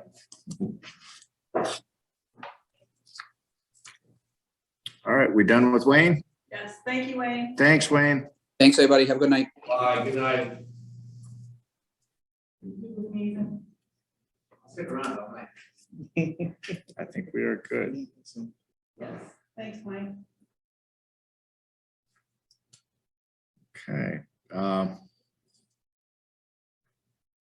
Okay, E, request for authorization to submit the one-stop grant application to support the study of local options for compliance with the MBTA communities legislation. All right, so Leah has taken a lead role in putting together a draft grant application. She and I met last week and went through that. She's got a really good start on it. Some of the, I think a lot of the kind of basic stuff is filled in. We have some work to do on scoping that in detail prior to the deadline. It's got to be submitted June 3rd. And we're working on both putting together a scope for the grant as well as making sure that the work that is shortly going to go under contract for the water study is fully aligned with this. So I met with the water superintendent last week and reached out to Tata and Howard to see if basically whether part of their work is looking at projected water demand for the next 20 years. So I've asked whether they could look at two scenarios, one based on underlying growth, which would be based on, historical growth patterns, and a second alternative scenario in the event the town did. Yeah. This really. I don't know if they're gonna, if they say that's kind of out of scope. They're gonna see that's an add-on. Well, and they probably will, and so I said in my note, because I don't want to slow down the water study. Yeah. But what I said is that if that would be an add-on, if they can give us an estimate of the level of effort or cost involved, because we could then build that into our grant application if it's an additional X $1,000 to really look at the water in a more serious way. Because what we don't want to do is engage some other consultant that's either going to deal with the water in a really superficial way, Yeah, that's a very good point. or implicitly expect that, like, we or Tate and Howard's going to have all this time. I'd rather make it explicit that we want the water to be looked at in a more serious way. But the only thing I was gonna say is, how do they figure out where they're gonna need the water? Because we haven't told them even where it would need to go. It would need to be in coordination with the lead consultant, which would be at least, and again, Lee and I are still putting pen to paper, but the idea would be that the part of the planning process would be identifying locations that could potentially be zoned, and then for the consultant to help game plan how those might work from both an infrastructure and design standpoint. And what Lee and my thought would be is to identify not just the minimum, but to identify at least double that, and then have the planning process scale back so that you're not just putting on the table for the consultant to review what would get you to 750, because then you've kind of painted yourself into a corner. we really feel the consultant ought to be looking at more sites and then paring back to 750. So that kind of means stirring up more locations. Well, just if you're looking at where it could potentially work, Yeah, to look at more locations than you think you would need from a density and unit count oh, I standpoint, thought you were talking and then about pare like back through the making planning the process. unit count even higher than that. Well, to initially look at more sites than you would, Multiple options. right, so that through the planning Okay, process, you're okay. then winnowing it back to those that are kind of the best options. And then it would really, the way Leah and I see this, and we're gonna be kind of curious how the state handles this with the grants, if we get one, is we feel like at some point after a certain amount of kind of investigation is done or due diligence is done, it's really gonna then come down to do either the select board or the planning board feel that they want to actually then bring forward zoning amendments to comply with the MBTA communities. So that's kind of like the go or no go. And if the planning process gets to a certain point and neither the select board nor the planning board want to bring it forward to town meeting, at that point, you'd kind of have your decision that you're not going to try to comply. But if you did want to, if one or the other or both elected boards did want to then bring a proposal to town meeting for a certain number of sites at certain densities, then that would be kind of you'd need then the additional consulting support to draft the zoning. But what we were thinking of is, if let's say we're applying for a $75,000 grant, you'd want to hold something back so that if you got to a certain point, you would still have support to now work on the zoning amendments. And that also, we were thinking that might be a good way to make the grant application more competitive, because what the state we think is not going to want to do is put all this money and have a town go to a certain point and say, well, we're not going to do it. So we felt like if we could write the scope that a certain portion is to get us to that kind of go or no go point. And then if we decide, neither of the major elected boards is going to bring something forward to town meeting, we would basically turn back a portion of the grant and say, we're not going to do that because we're not going to pursue the zoning. So. No, I'm just trying to figure the chicken egg thing with the water, so. Yeah, the location of the water, that's Yeah, the but also plan, water could say, yeah, this is doable, or water could say, this is in the site that the other people are recommending, or plural of that. They might say, well, that's impossible. They might. So what happens then?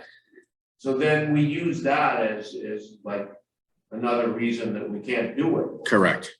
Yeah. Because, I mean, there are places in town, like I've asked Mike T, if do you ever anticipate putting, new mains on different streets and more towards the east of town?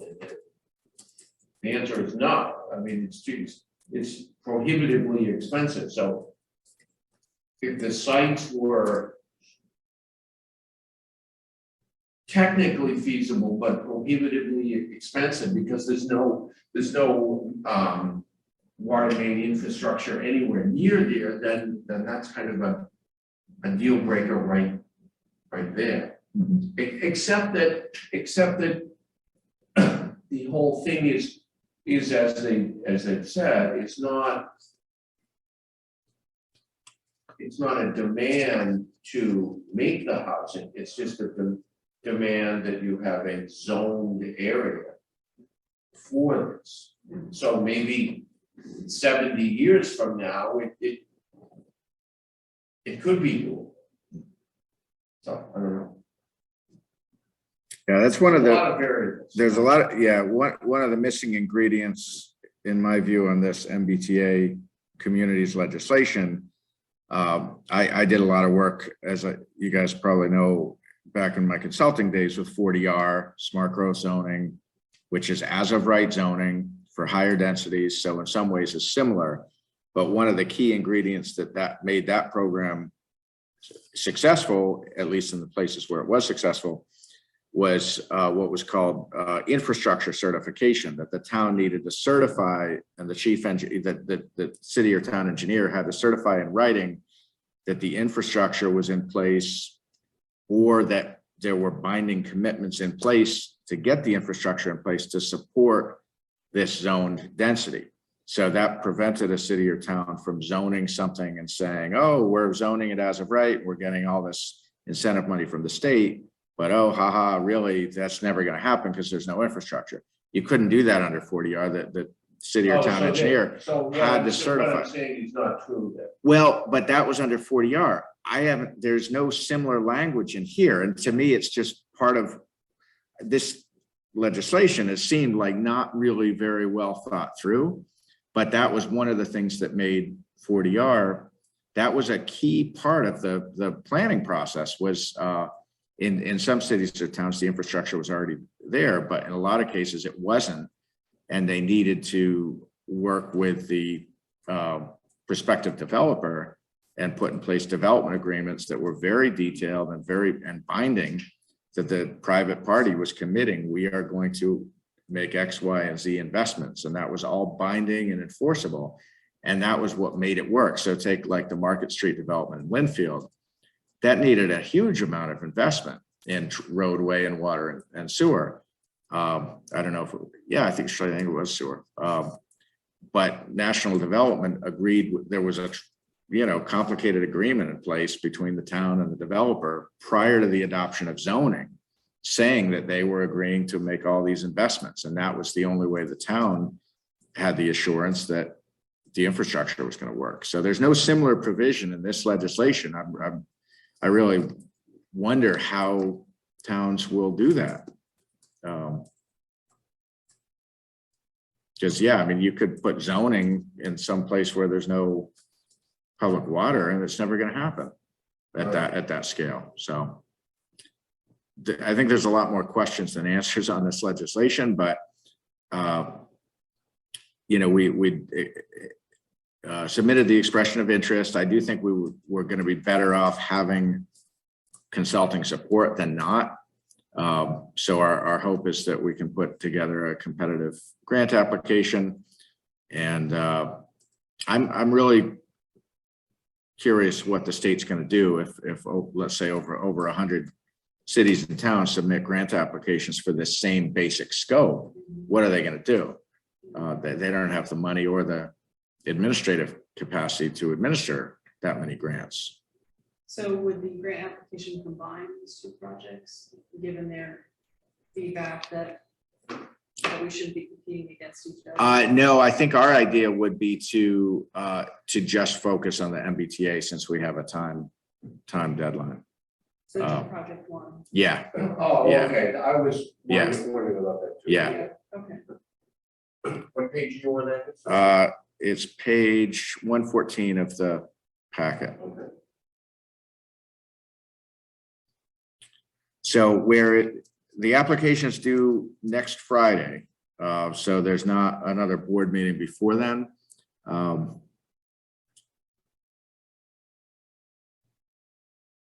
One of the questions that we had in going through the grant application is, do we want to include a local match? You are not required to under this grant, but it says that they're going to look favorably on communities that provide a 10% local match.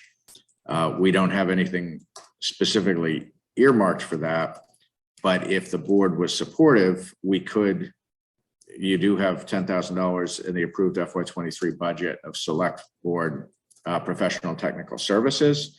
So if you were supportive, we could say that we're going to earmark 7,500 of that as a match for this grant. And then if we get that could help us get the grant. And if we don't get the grant, it's no big deal. The money's still there. If we do get the grant and you feel that that's going to leave you short for other things you might need money for next fiscal year, you can go back in the fall to the town meeting. So it's not ideal. Perhaps in retrospect, we should have put an article to get that match appropriated, but that would give us a competitive edge if we could say that there was a local match. What do you think? So that's 7,500 out of 10,000. That's most of it. It is, yeah. And I mean, there's other lines in the operating budget as well. I mean, Leah thought the planning board operating budget could easily absorb $1,000, and I think the town manager expenses, there's some amount of, so it wouldn't necessarily all need to come from that line. It would more be a matter of saying, yes, we've got the match, and then if we get the grant, they would kind of call our bluff, and we then figure out which lines of the operating budget we could pull it from with the least disruption. But it's not it's not a huge amount in the scheme of things. And if, like I said, if it did become a real issue, you could go back to the voters in the fall to get the funding specifically appropriate. Well,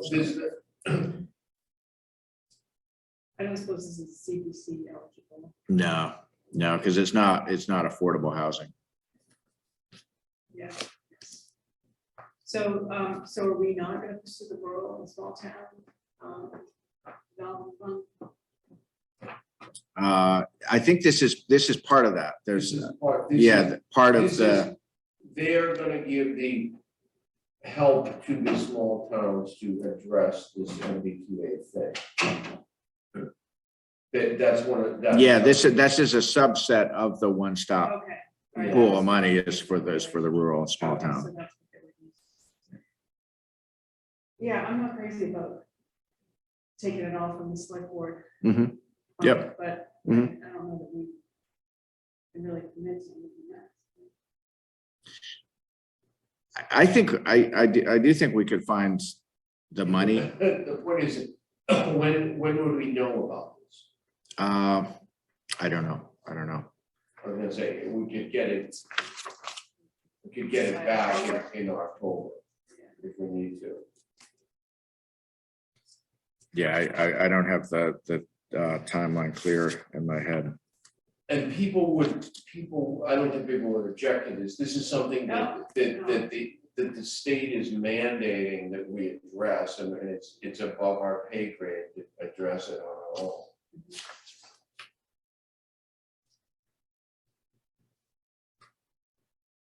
Okay, so you want. I'm okay with it, yeah. I'll make a motion to add matching funds to, I don't get it stated correctly. It's So 10%. of 10% to put out, but the brand officially is called the One stop. Community One-Stop for Growth brand that we've already expressed interest to, which was submitted in March.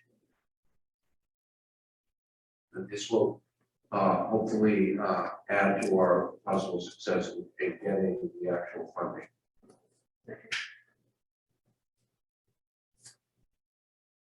Further discussion? Do we need to say where the money's going? Okay. If you just say operating budget, and I think I can look at some lines and in the operating budget. Well, I think we can spread across the. Well, could we designate any this year money? Not unless there was something actually under contract by the end of Yeah. June.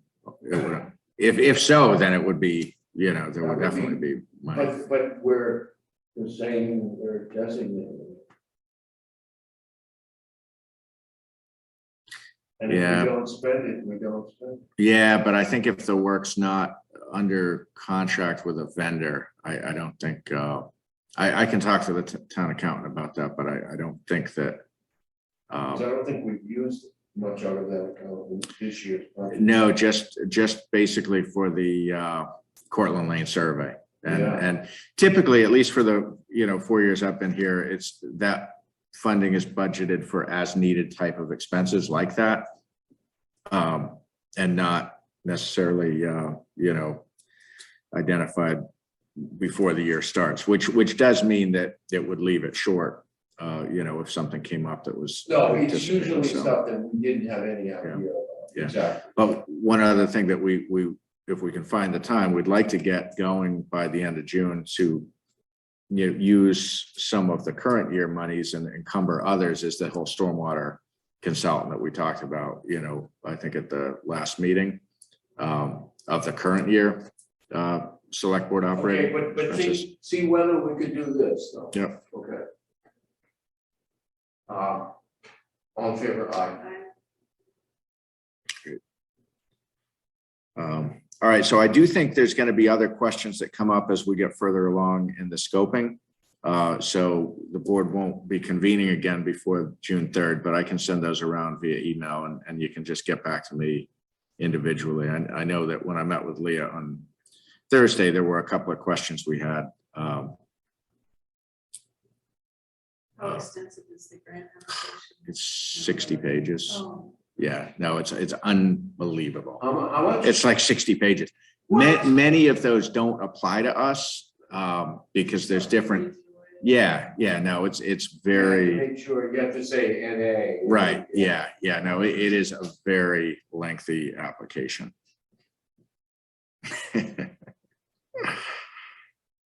so at what point is it not worth your time, an hour? I think, as you know, it's a mandate. I mean, this would not. Well, it is and it isn't. It's a mandate and we couldn't get some other. Right. It's not necessarily a mandate. But I think it's a mandate to look at it in a serious way. I'd hate for, and I know Leah feels the same way. I'd hate for when that deadline of, submitting an action plan at the end of this calendar year, December 31st, if that date came up and we said, well, we didn't even really look at it. I think that's not where we want to I be. can't believe that every small, especially small community. We talk about bandwidth, at the bandwidth. No, they don't. address this They don't. thing. It isn't even, they didn't even give a year to do it. They basically gave like 8 months to come up with the answers. And to this day, I don't believe they've come up with the final guidelines. No. So.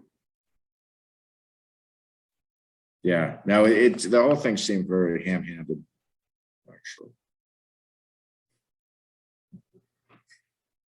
Okay, I just wanted to.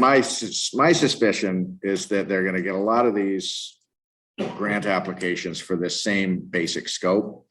And that the state, I don't want to give them the idea, but my concern is they're gonna start like awarding funds to RPAs. And say, hey, you had 6 communities in your region apply for the same basic scope. So we're gonna give the RPA this money and you do it. And try to like make their money go further, which would just make it totally ineffectual. Yeah. I mean, you can imagine if MVPC was having to do this for like 4 more different towns. I just don't think the state has the bandwidth either financially or staffing wise to actually administer this program. But I guess we'll see. Well, then are there enough consultants to No, do all this work? No. Yeah. no.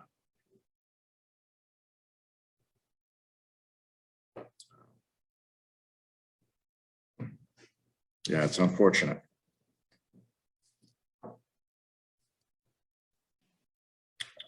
Were you going to say something, Archie? I was just gonna talk about the next item. Okay, all right.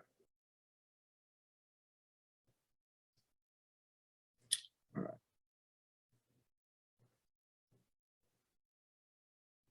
Oh, so this was just correspondence that came in. I know, Archie, you reached out to Senator Tar, and you had kind of made a pitch to him that was a lot more succinct than what was in the packet. I Do you know, want to? I try to keep things. Yes.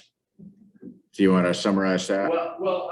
My point is that, and I'd like anyone that's listening or hears about it or whatever, the state is it's very simple. The state is awash in cash right now. And they have actually, because we're a regional school district, part of the impetus for regionalization was obviously economies of scale. It helps and it allows greater breadth of course materials that courses that can be taught because there's larger schools. There's a lot of good reasons for regionalization. But one of the carrots that the state years ago put out was that because regionalization by its nature, the communities and students are spread out more than in a confined area of a small city, that obviously there's going to be increased transportation costs for regional schools. And one of the carrots was that the Commonwealth was going to reimburse regional school districts for transportation. And surprisingly, this year and that has never happened. It's never been 100% reimbursement of the transportation costs for a regional school district. So it hasn't happened, but this year is even more ironic when the state has literally billions of extra dollars. Tax revenues came in way above expectations even in this April. And the Commonwealth was able to fund their rainy day fund with an additional $800 million just recently. And the rainy day fund is now at an all-time high. So the Commonwealth is basically awash in money. And the Pentucket district in particular has had a couple of things of bad luck in that this year, when transportation costs are obviously going up because of increased fuel costs, increased labor costs, this year their bus contract had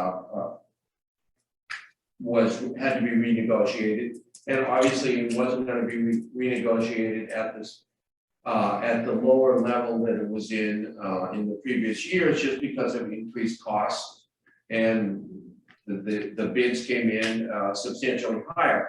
But on top of everything else, the Commonwealth's, so there's additional costs from that, several $100,000.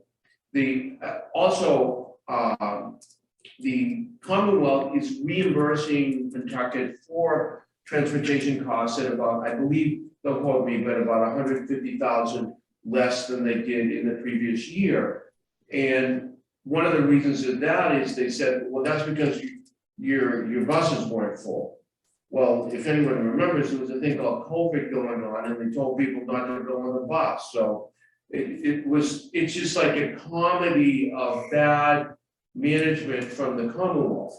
So to make a long story short, the regional school districts, because we're small communities away from the population centers of Worcester and Springfield and Boston, we don't have any political clout, or we have minimal political clout, because none of our districts tie into the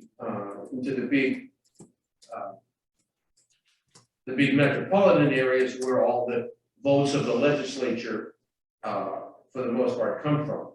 So I would just like people to contact any and all legislators, but perhaps we should be contacting the legislative leadership in terms of like the Senate president or the Speaker of the House, to know that we exist and that the Commonwealth is not living up to their promises, and in all things political, numbers speak. So just write off a 3-sentence letter to those people, write to Senator Tar, or at least he's still our legislator, our state rep for the moment, Lenny Muir, but he won't be in after the next election because he's been out of our district. But the point is, they know about the problem, but the legislative leadership is ignoring the communities that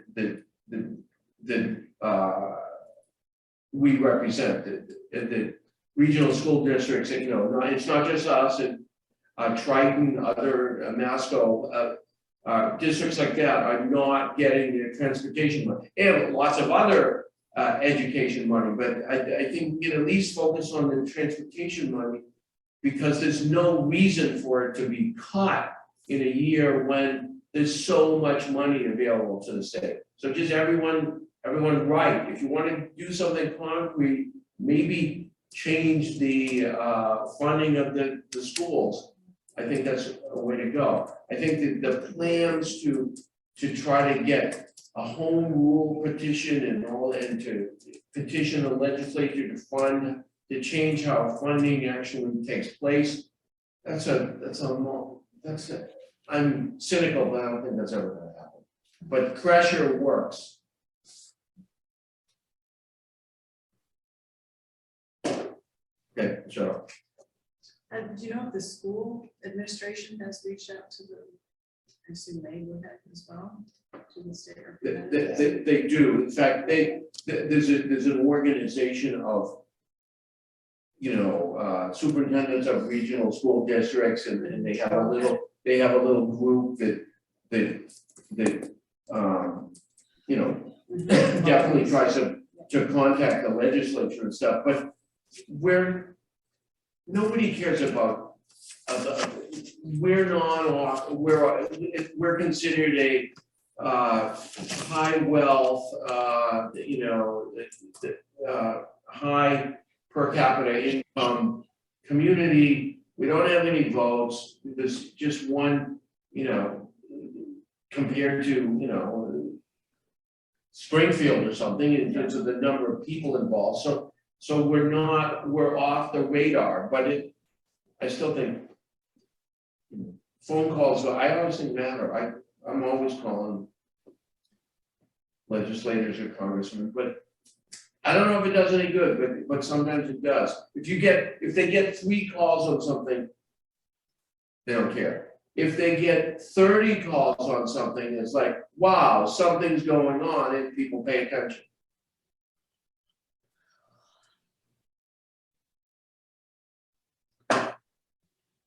Right. Okay. Good. Off my soapbox.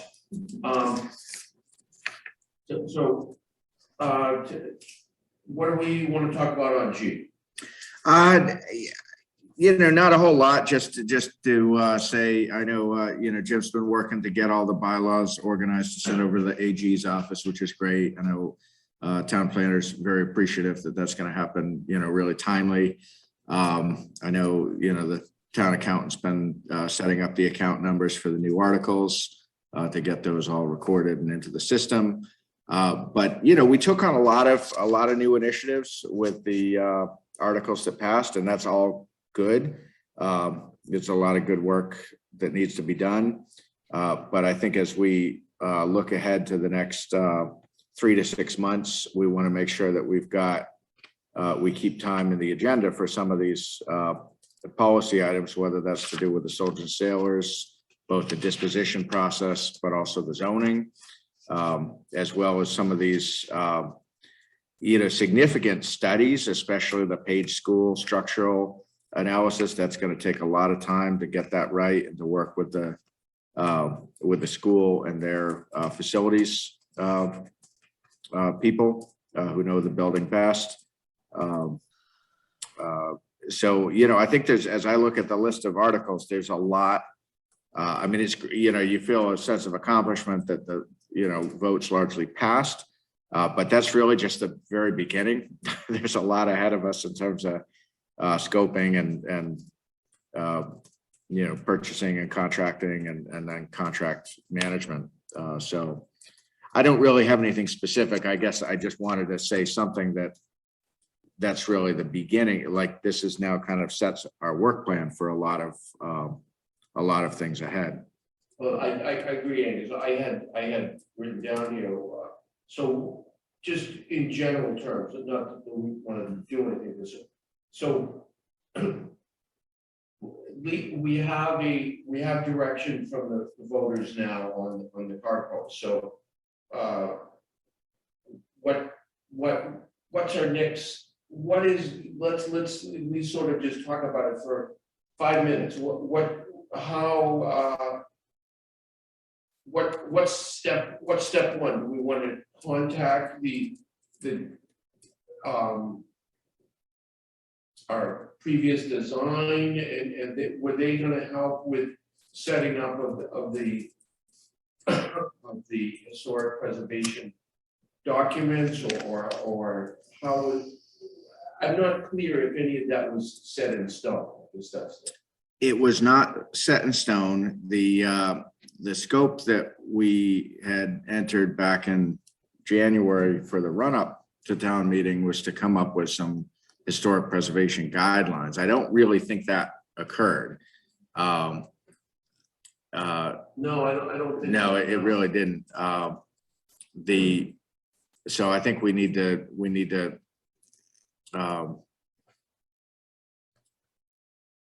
I don't know how the sequencing goes between the historic preservation restriction and the procurement process. I think the first call I would want to make would be with town council on what should we anticipate for a sequence on the disposition process, and at what point in that would a historic preservation restriction be put together, and what's the process? Is that irrelevant if we can't even figure out how to do the zoning?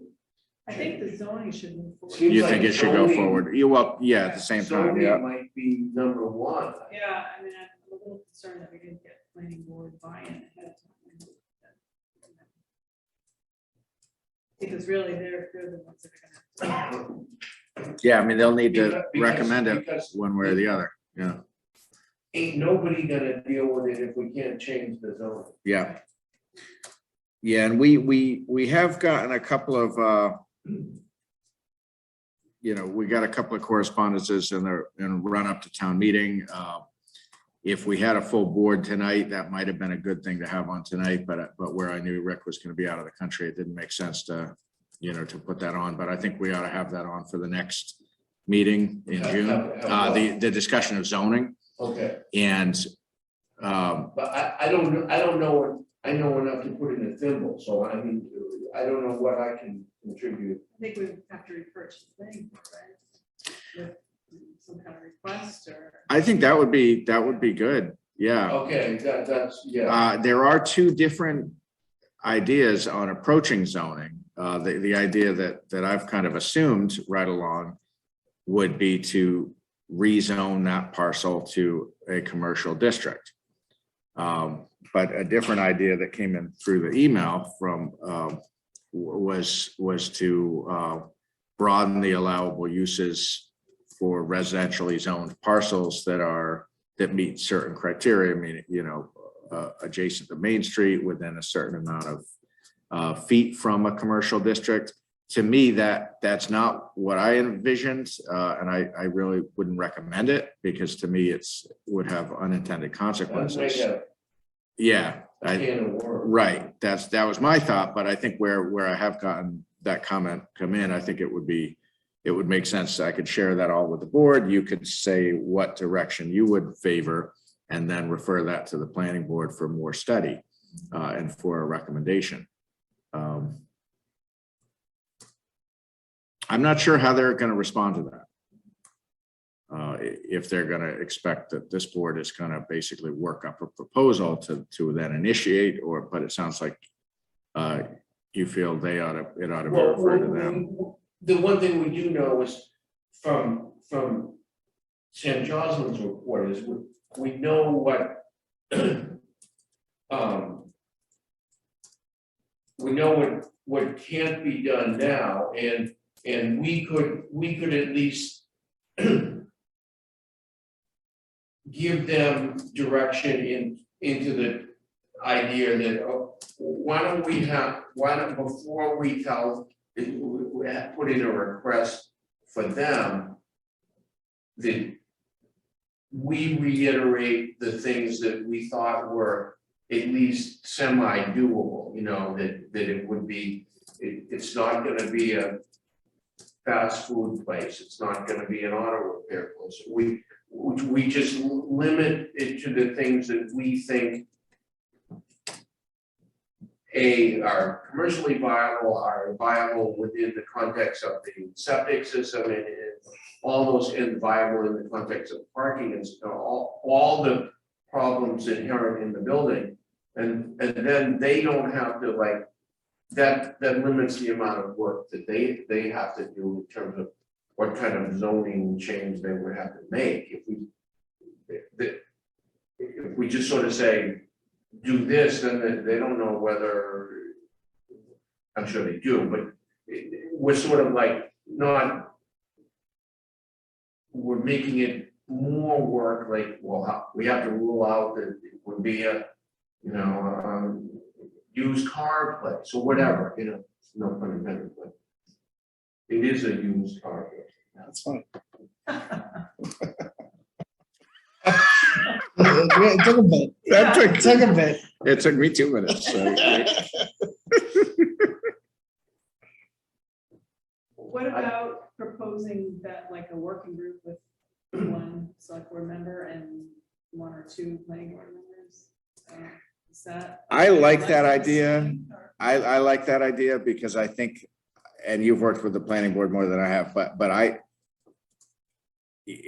don't think if we just, I think if we want it to move expeditiously, we're gonna need to put a little bit of our back into it. Yeah.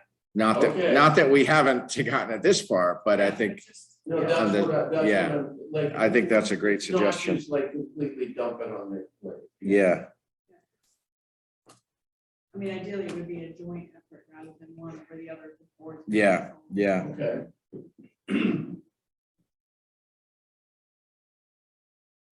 So is that something you want to wait for Rick to come back to, maybe talk about the next meeting? Yeah, okay, yeah. Yeah, I think that's a great idea. And in terms of the other part, the consultant, I mean, I guess we have to develop the scope of work. Do you think we should get other bids beside, or other proposals? Seemed like she was really busy, and I'm not sure that we Yeah. have the time to. Yeah, it did seem that way. It also seemed like once She lost her enthusiasm. Yeah. it did seem that way. Yeah. I don't know how big that world is though, in terms of firms that do that kind of work. That's another, yeah. I think a conversation with, so it was Sharon Everett was the one that we spoke with back in December at KP. And, she'd had expertise with disposition of a number of town buildings, including historic buildings. I think getting advice on the sequencing of things, because I think there's the legal piece and the procurement piece. And if I recall from both what Sharon and what Lynn Spencer said, the historic preservation restriction was described to me, and I haven't dealt with those at all, is that both really Lynn represented that historic preservation restriction is like overwhelmingly a legal document, and the elements that are more of a historic preservation consultant are a small subset of that, a really important subset, but that a lot of it is a legal kind of somewhat boilerplate, kind of like a CR. I mean, you go through a 30-page CR and you end up having a lot of discussion over 2 or 3 substantive elements that are very, very important. But the overall document is drafted by an attorney. All right, so then you'd be relying on. So, city law. yeah, so I think working with them to sketch out what sequence and what timing does that take? Seems like that would have to be done ahead of any procurement discussions. I mean, people are gonna want. Oh, to yeah. know what Yeah, is involved. yeah.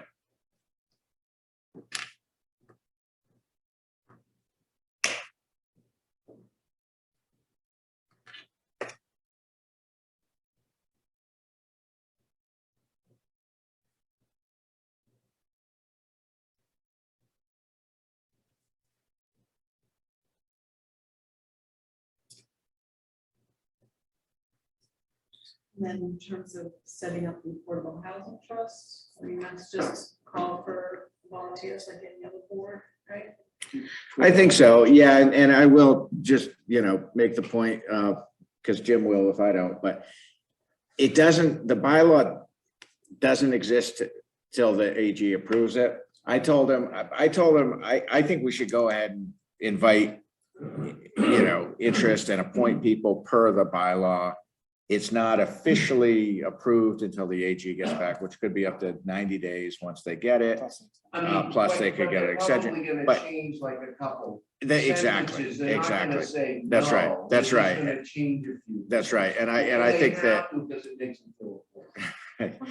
And I think it'll take that long for an affordable housing, for the composition of that group to kind of find their feet and even figure out what kinds of things they might like to do. So I don't see any reason to wait for the AG because they're not going to be authorizing money or expending money or anything like that. The select in the board has first, the discretion to also appoint anything they want in a way. So we could appoint a committee and then transition it into the trust. Yeah. yeah, Well, you could appoint the trust Yeah, based on the bylaw that you passed, okay. and they're probably not going to take any action anyway. So Right. They can get organized. They Exactly. can't do anything. right. But I think it's going to take that long for them to get organized and to get familiar with what kinds of things they could do and before they decide what they might want to do. I mean, that would happen anyway. Yeah, Oh, we're gonna buy that building tomorrow. right. Yeah, so I would think you'd want to put out a call right away, along with the other, boards I and would base it committees. on that same timeline. Okay. Yeah. What other ones do we need to? I think the page structural study is a really, really important one.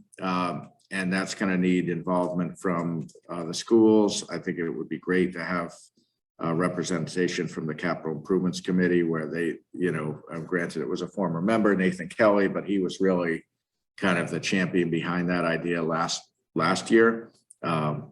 Maybe he might like to be part of that as like an informal working group.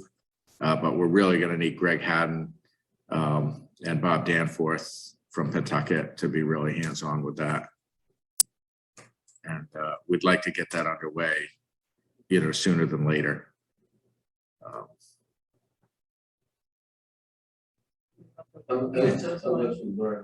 I'm sorry? The other, the lentils one or lentils. Yeah, I think that'll be a little more straightforward. I'll talk to Wayne. I mean, a lot of it's, I think. Didn't we do that sort of before? Maybe we could sort of. So revisit that. what happened back in 2017 was a prospective vendor who would actually repair lentils provided us a quote.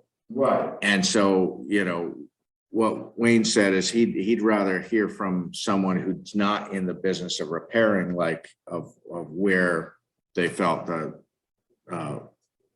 safety issues were of what should be prioritized, and that we might end up having a more targeted repairs rather than, I think that was $170,000 quote back in 2017. Given by someone who does the repairs. So Wayne felt the town would be better served by getting more of an assessment, which would then be put out to bid to those who actually do the repairs, not the same person. But I think my guess is Wayne's gonna be able to handle that largely himself. But I think his top priority, and we actually haven't even hardly had a conversation since town meeting because we've both been so busy, but is to get that new position, get the job description finalized and get that posted ASAP to try to get him some help with all of these projects.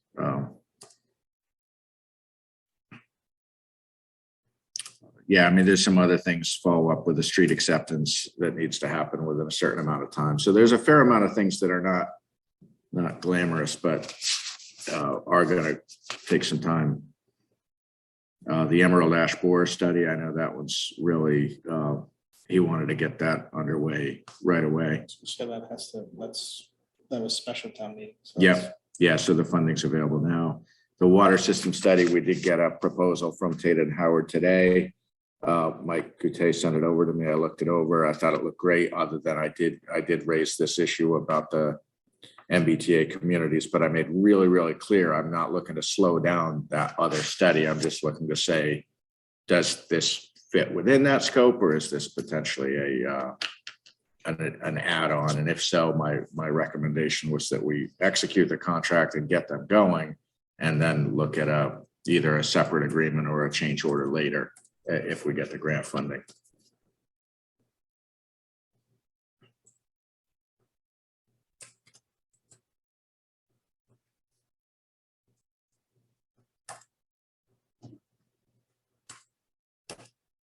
So the others that the board needs to.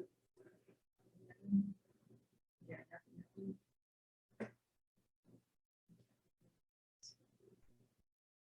I would say the main immediate ones would be anything like special town meeting, because that's money that's expended immediately.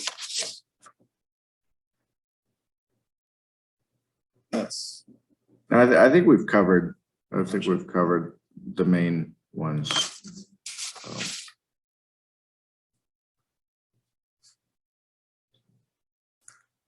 On item H, for the reappointment process, Jim's been doing a lot of work with the database to make sure that we've got, good information on vacancies and terms.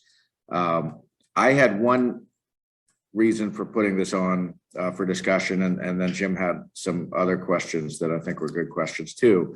Mine was, does the board want to think about, in your appointment or reappointment process, setting out initiatives or tasks that you would like to charge different committees with taking on in FY23? I think you did a little bit of that before I started, but that hasn't really happened in the time I've been here. And I didn't know if you wanted to do that, for instance, to,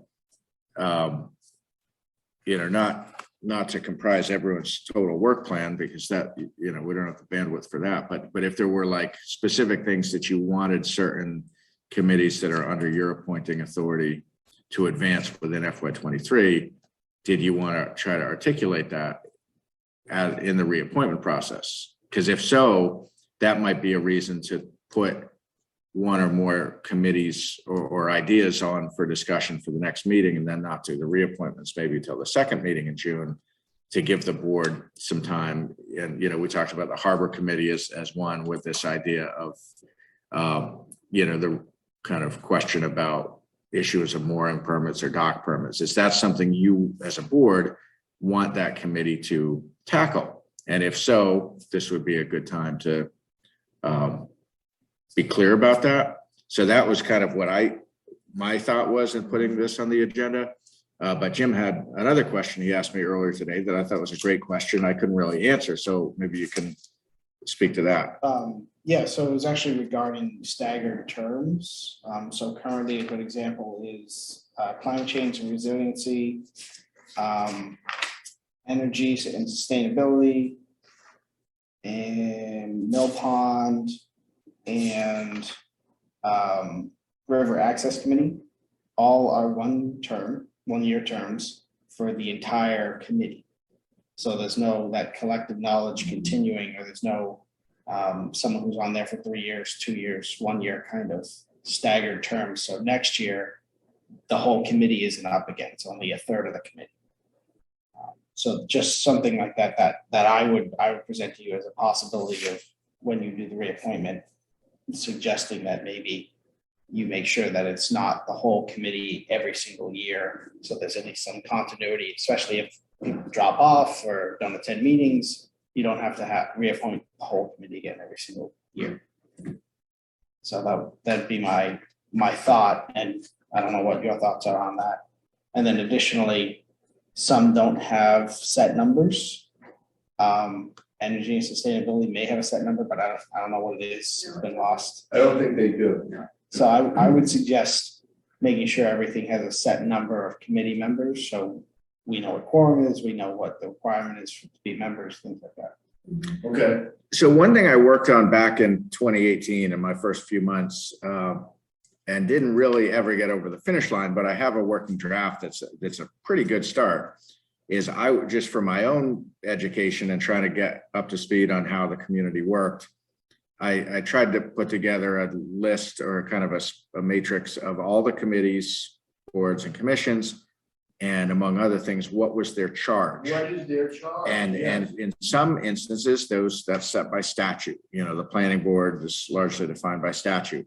In some, it's set by bylaw. The finance committee, for example, or I think the open space committee is another where there's a bylaw that sets it out. In others, there are adopted charges like the tree committee. And in others, to my knowledge, I haven't found anything after 4 years. I don't, and that doesn't mean it doesn't exist. It just means I haven't found it. So I don't know if we could pull this together in the next 2 weeks, but Jim can do it. but I have a matrix. I haven't shared it with them, but where, you know, for every, and of course we've added a couple of committees since then, but at least going back a few years of whether that charge was in statute, in bylaw, actually in a standalone charge, or whether we don't know. But I think having like a, you know, because some of the answers to your questions about composition or length of terms, some of those can't be easily changed because they may well be set in bylaw, but others could probably be changed. So I think getting a little more organized on, you know, what's the kind of governing document for each board, commission, and committee is something that we've got a starting point on. I don't know. I don't want to, you know, burn a whole lot of time on a academic exercise. Maybe if there's certain, like, I mean, capital improvement committee is one that's a good example that's kind of, you know, functioning well. It does what it does. Maybe that's not something to burn a lot of time on. But if there are committees that one or more board members thinks, you know, sure would be helpful if that committee would help us with something on our list rather than necessarily creating new initiatives. Like we got a big backlog of initiatives that are already on the list. I was gonna say, given, send us your yellow and green and your what the projects going on thing. Yep. That or plan that because it gets updated all the time. So Yep. Stuff Yep. gets done, does get done, and so send us that with and you know we'll see if there's anything there that should be directed towards the fill in the blank committee. Yeah, and I think there probably is. I mean, you've updated that, right, with our combined or our collective priorities? I mean, it seems like we should focus on priorities rather than just find stuff for. Yeah, that's, yeah. But, and it would also be helpful to know what the charge of the committee is too. So Yep. I think both things. Yeah. Good. And is that, I thought we were at some point gonna look at the, We were, yeah, we had that on for, I think it was maybe the last agenda or the one before that. And then it didn't get over the finish line. But that was the goal, was to have a nice summary of what emerged from all that. Just, don't make a 5-page memo, just put together what, what the three of us put together, what we thought were our priorities, and so we can talk about that. Right. I think part of what's been challenging is trying to keep it current because just in the relatively short amount of time since we had that goal setting in February, you know, I just think of the number of new things that have come along, including some of the state monies that we have to like now figure out what's this $250,000 earmark for the town center, or what's this, you know, that new RAP funding, the Winter Recovery Assistance Program. Like, there's just so many new things coming our way that I need to get those into there. And the ARPA. And the ARPA, for sure. Yeah. Sitting out there. Yeah, that's a lot of Waiting to money. be used. It's a lot of money. Yeah, good. All right. So we'll put that on for the next agenda, is to revisit the priorities and try to get to a short list that reflects kind of the board's priorities for next year. We've sort of done a lot of the, you know, sort of routine stuff like the town meeting and all that stuff done. So now we can actually plan a little bit. Yeah, no, and I think it's a perfect time of year. There's not a lot of time, but there's like a narrow window of time between now and mid-June Again, to try to I don't think I have can- like a somewhat cohesive approach to FY23. I don't think I could read through all those great, Yeah. that rap thing or whatever. Yeah, But the point is, we should at least thumbs up or thumbs down. We want to Yeah. have anything to do with this? No. Yeah. Then we don't have to worry about it. Yeah. And the same with that city thing, that city center thing. Yeah. Yeah. Like I did mention, I'll start reaching out to anyone who's currently on the committees and see if they're interested in reappointment. Hopefully I'll have a comprehensive list by next meeting, and then we can say to the community at large, hey, these are the definite positions that will be open. Because if like half the Mill Pond Committee doesn't want to start on the Mill Pond Committee, we need to know.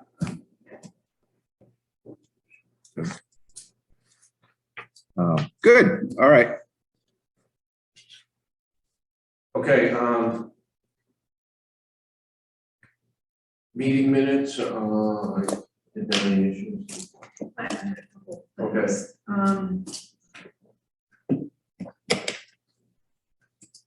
Page 138.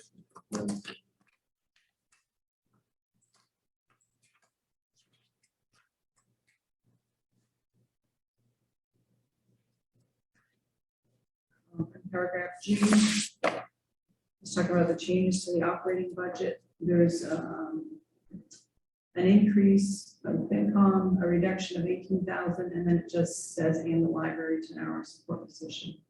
So I think it should be an increase of the library 10-hour support position or some kind of language like that. An increase. An increase for, yep. And then further down on the wetlands bylaw. The third sentence, the proposed 100-foot setback, it's not proposed, the 100-foot setback actually exists in state regulations, so. I don't know how to wordsmith that. I want to try to knit this information in the file on this. So. Sorry, what? Yeah, it's tough if someone says something and it's accurate of what they said, but what they said isn't necessarily Yeah, accurate. I don't know who said that. Oh, is that? Probably. I think Archie. Maybe we should correct it. Yeah, it's Archibald stated that would be, yeah, Oh, in the prior sentence.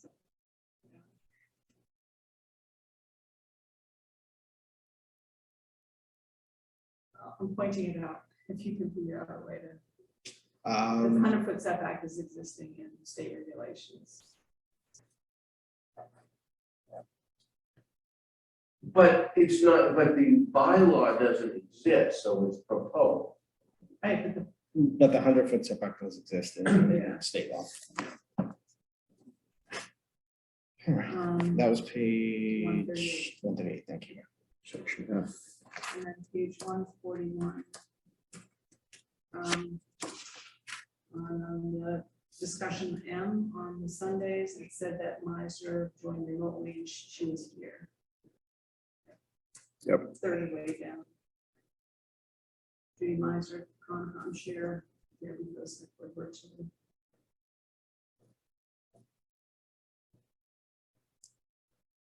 Sorry, what page? 141. Thank you. Yep, I'm just gonna copy it. I've marked mine. No, I got it. Gonna email this to Rebecca tonight, now that I have my laptop. And she did a great job. She just started working on. These are the best minutes I've read. Say it out, say it louder so she knows. She's gonna be a real asset to this town. The best ones I've read in 10 years. So she actually started 2 weeks ago today. So she's on, actually, no, she just finished 2 weeks ago today. That's what it was. And she said, because I caught up and now she's gonna get dumped with more minutes. But I think she's catching her groove now that she's 40 hours and she can do it if she needs to do it at home for 2 hours and it works out. Yeah, unfortunately, it's been so chaotic with her first week leading up to town meeting and then right after town meeting. And so there hasn't even been time to do like training on the website or anything. I mean, none of that's even happened yet. So unless, I mean, you might have done some of that, I was but gonna say, yeah, I've been teaching her some stuff. I haven't got my hooks into her. No, anyhow, we've got a good little working group with the website, and it's helpful to have multiple people trained on things. It's a little ER version right now. We're gonna try to specialize it and really get it going, but you know, trauma center's going, so it works. Yep. Okay, I make a motion to approve the minutes. 21st and 25th. As amended. As corrected, yep. All in favor, aye.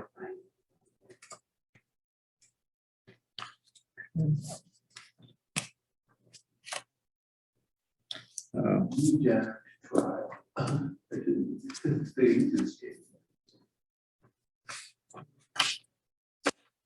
Okay, so the main thing in the Middle Street Bridge is that the letter went in on the chapter 91.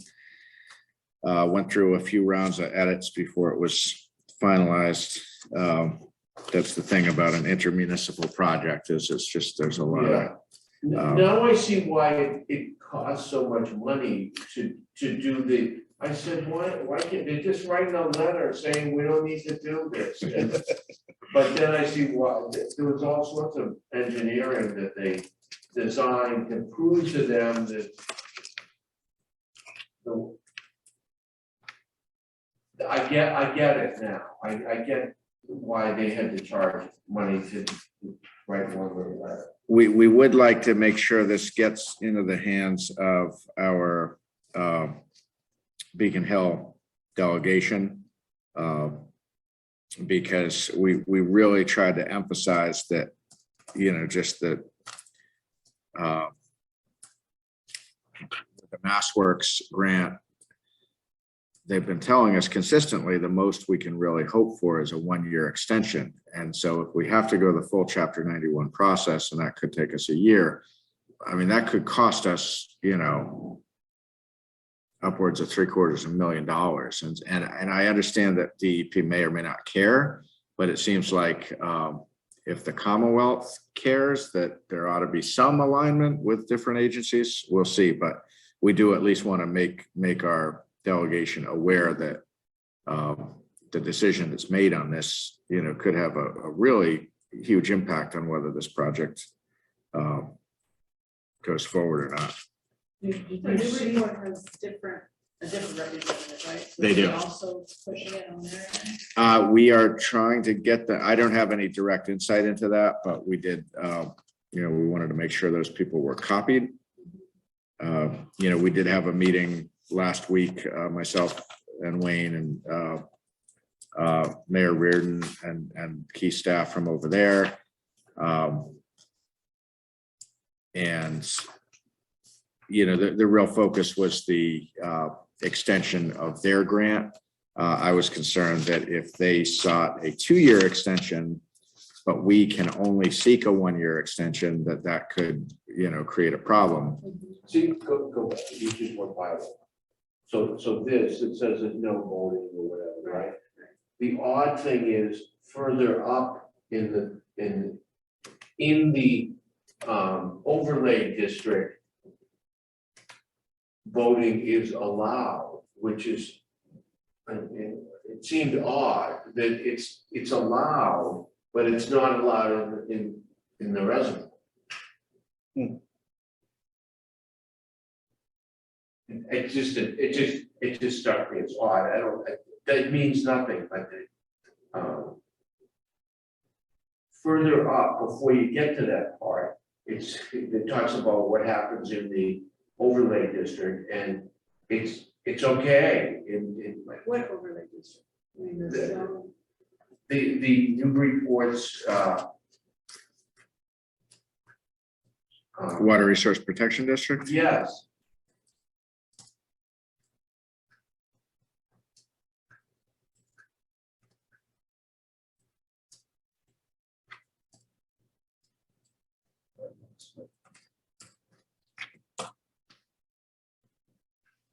So are they waiting for the results of this, or have they also started concurrently working on the application? I don't know.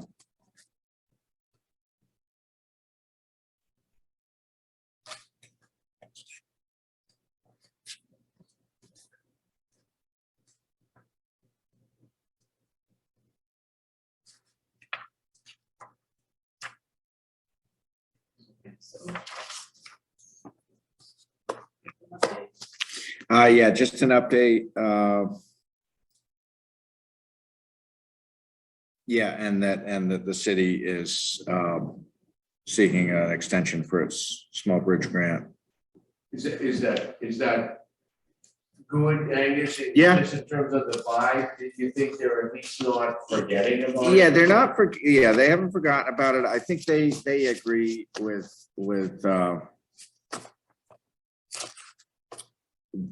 that the path to repair this bridge will in all likelihood rely on more state or federal grant money. Even if the grant, you know, even if the 2 grants we have are extended, they're just the funding gap is so great. So the objective, the shared objective with both communities is to get it truly shovel ready, fully permitted, to try to get it competitive for other state or federal monies that are expected to become available. Okay, so they're on board with at least getting it permitted. Yeah, but it's not, I mean, it's not costing them anything to do that. So, but yes, they are. But they could say, well, we're not even, we got too much to do, we're not even gonna think about it. So they could even say that. So. Mhm.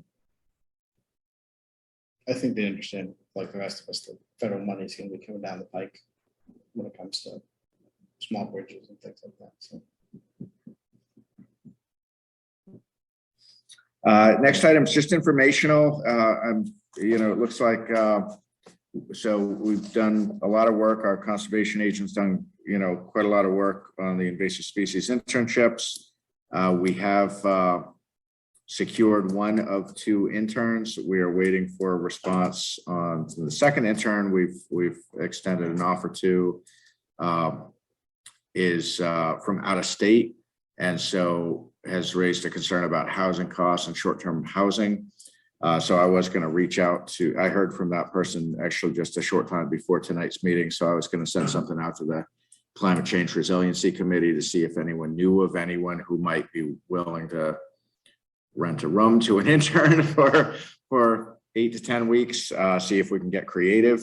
But if we can't, if that person can't solve the housing, they really emphasize their interest. They really want to do it.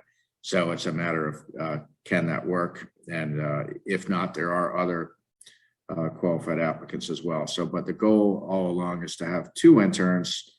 And until we know exactly which 2, we can't figure out start date and things, because we want to be flexible with their schedules, but also we want to make sure we don't have them start till we're ready for them to start. And that includes getting the supplies, and we don't want to order supplies for 2 interns until we know we are in fact going to have 2 interns.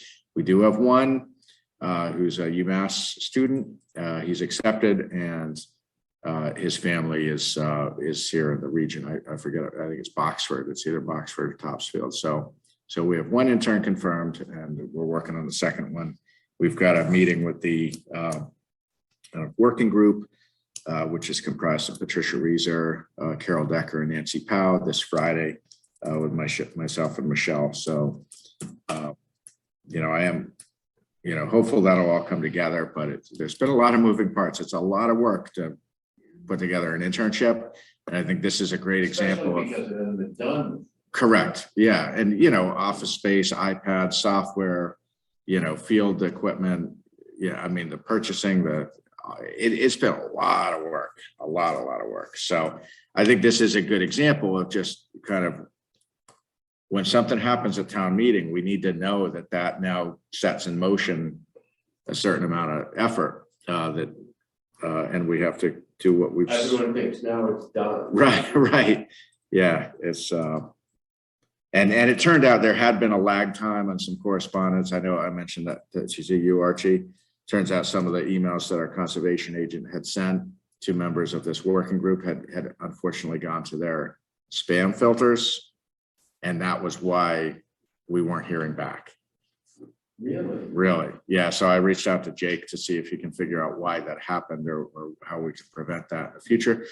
One of the emails had a doodle poll in it, and it had a hyperlink in it, and who knows if it got somehow, picked up. But actually 2 of the 3 people, they when I reached out to them, and then I didn't hear back, and a week went by, and so I picked up the phone to say, we really need you guys involved here.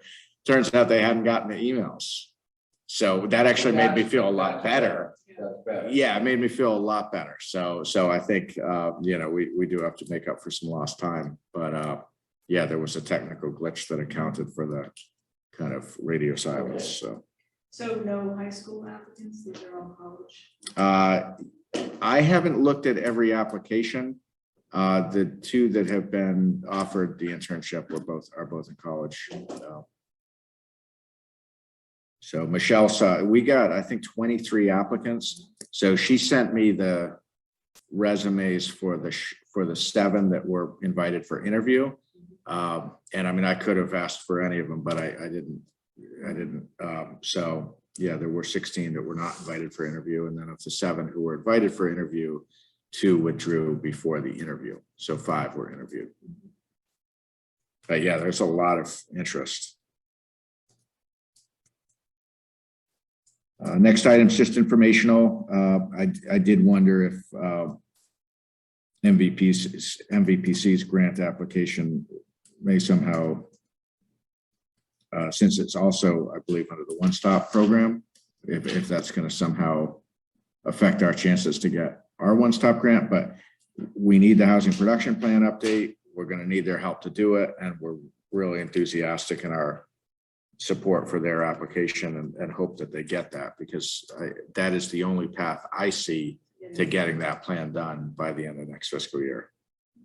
But by this year or next June. Next year? Yeah. Okay, well, that's not too bad. Yeah. Well, but we don't want to just, for it to be a meaningful plan, you'd like to have like a real process and not just like update some numbers. If it's going to have any legs in terms of implementation, people need to have some, engagement with the updating process. So, and then we talked about the chapter 90. So, in terms of future agenda items, I do have kind of a list of things that are on my radar. So I could, if you'd like, I could tell you what's on that list. This is, I think, Archie, what I'd sent you on the draft agenda. I kind of keep future items. One thing that, did you, on the harbor committee, the harbor master in Salisbury, that was something that Concom had asked me to ask. Yes, I did. Yeah, I did speak with him last week, and I had talked to Michelle. Once I became aware of it, I talked to Michelle because what he was being, my understanding of what that position was being asked to do is totally outside the scope of what we're contracted with Salisbury to do. They do not, nor have they ever had any role in like reviewing mooring permits or dock permits. That is a harbor master function by statute, but that is not part of our agreement with Salisbury. That agreement is limited to, it was just the pump out, you know, a few years ago. We broadened it to include the enforcement presence, but that's it. It's never included anything to do with like signing off on dock or mooring permits. So once I became aware of that, I talked to Michelle and I, you know, let her know that. And then I had already reached out to the harbor master on something else. Actually, I'd been getting inquiries about the Rocks Village Bridge and how it would affect boating navigation. And I don't want to be fielding those, but before I referred them to him, I wanted to make sure he was totally, you know, engaged in that, and he is. So we were able to connect by phone, I think on Thursday or Friday. And we talked over a few different topics, including, you know, the mooring and dock permits. This is something that, getting back to the discussion on reappointment, I think would be really good to focus on in FY23, because on paper, a member of our harbor committee has kind of been named the deputy harbor master and has, at least on paper, had that role. And I think you might want to look into, is that being done to the degree that you would like it done? And if not, how do we want to change that? But it's not Salisbury's job. Okay, I think there was this, like the houseboat, that was the issue that they wanted help with. It wasn't more permits Okay. specifically. Okay. But But I think if there's going to be a request to them on that, it really has to go through my office. oh yeah. And because, you know, that this board is the party to that MOU. And there was a lot of, you know, correspondence with their town manager and by extension, their select board in the execution of that and the change to that. And every term was like negotiated. So I could imagine, you know, the harbor master getting a call about that, being like, why are they? So like, we can work with them on that, but we have to, you know, we have to work with that relationship and not just like throw something at them. So maybe I didn't understand it properly. So it's, they're concerned about that houseboat. And if it was to become unmoored and that could become a hazard downstream, downriver.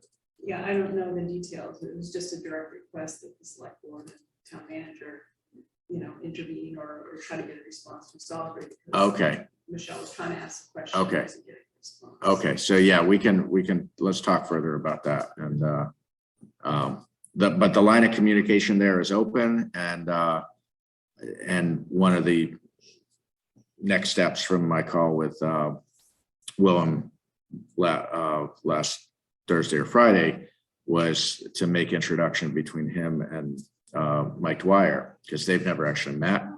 And where historically the harbor master was under the umbrella of public safety and may in the future be again. Right now it hasn't been for reasons that probably Archie may understand, but that predate me by some number of years.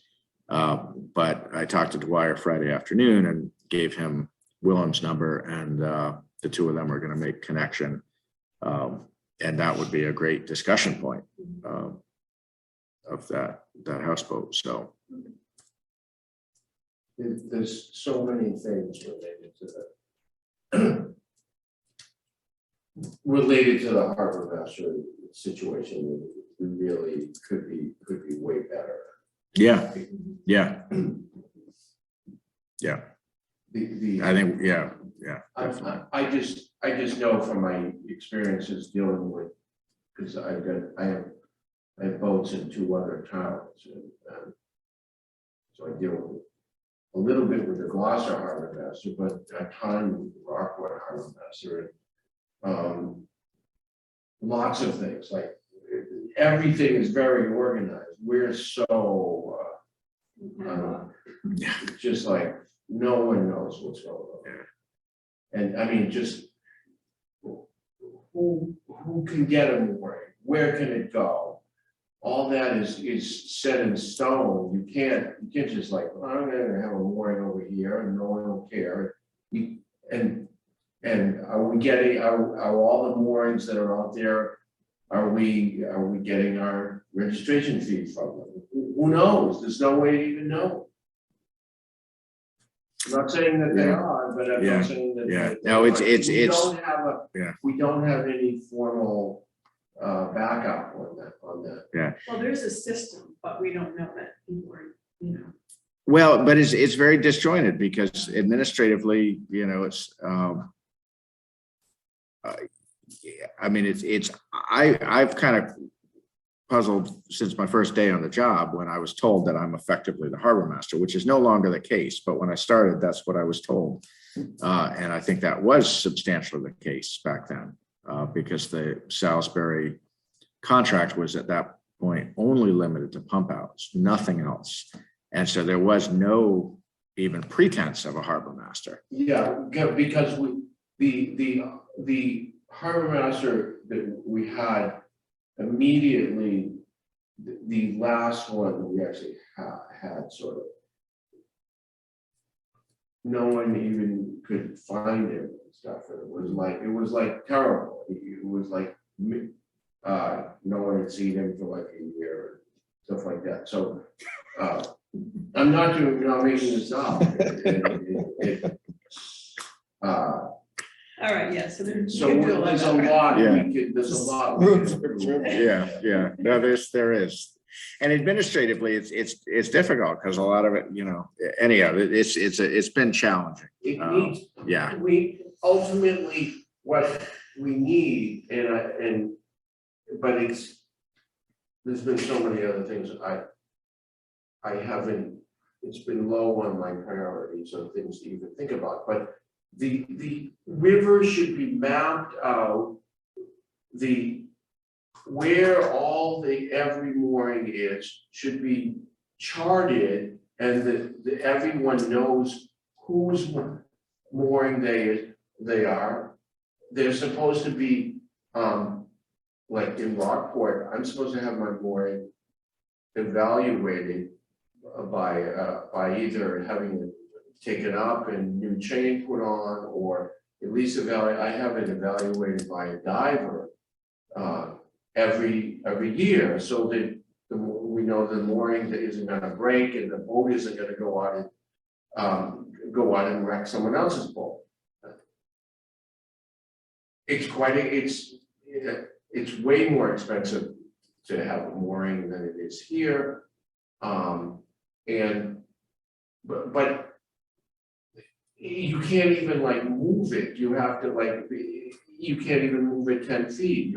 It is where it is because it's all designed to, and we don't have any of that. It's very like, well, I'm gonna put my mooring here and don't break. Yeah, and we're lucky they let us know and pay the fee, Yeah. right? I mean, some people just drop the But mooring. are there names on the mooring balls? No, I mean, none of that That's our stuff. charge for the harbor committee. I can go on and on. I think there's a lot to talk about with that. Yeah. And not to mention the whole docks, are they, what's their issue with the, in the wetlands and all that stuff. The docks, yeah, that requires Concom permit. I know, That's- but has it ever happened? Oh, yeah, Oh, it yeah, has. all those docks are. Really? Yeah, Okay. It's supposed to be. yeah, I mean, people that live on River Road are hawks about. Putting docks going in. Okay. Yeah. I mean, possible, there's a dock that's not. Okay. Oh, okay. Archie's gonna inspect every single one to make sure. Interesting. But it ultimately, it can be the harbor master can be self-sustaining, and if we actually collected a reasonable amount for a mooring fee, and we made sure that people were actually paying their boat excise taxes because their boat is registered, because their boat is kept in in West Newbury during the boating season, then it generates a lot of money that mostly can't be used for anything else. A harbor master could, we could hire someone who could actually do a lot of the work, so that we don't have, we wouldn't be generating more work for the, the clerk's office and things like that, because they should be self-sustaining. But there's so much which is not there. A mooring is we're undervaluing how valuable a mooring is. That sounds silly, but it's true. So what do they cost? I think that's right. Yeah, and I think that's set in they're called the harbor regulations, but they're in the town bylaws. So it says regulations, but it's in the bylaws. So I think that's a town meeting vote to update. I've wondered why it's even in the bylaws instead of regulations. The actual number is in the bylaws? I think so. Oh. Yeah, I'm pretty sure, but How was that? a long time. Probably, Yeah. because I noticed that it does change. Just do a search for harbor, it's gonna. Yeah, there's a lot of detail in the. Like the boat excise tax, so are we really collecting that? Actually, go back to the prior one because that had the date that it was adopted. So So it's not where you. they were last amended. You might have your boat in. Last amended in 2005 was the last time the harbor regs were Changed.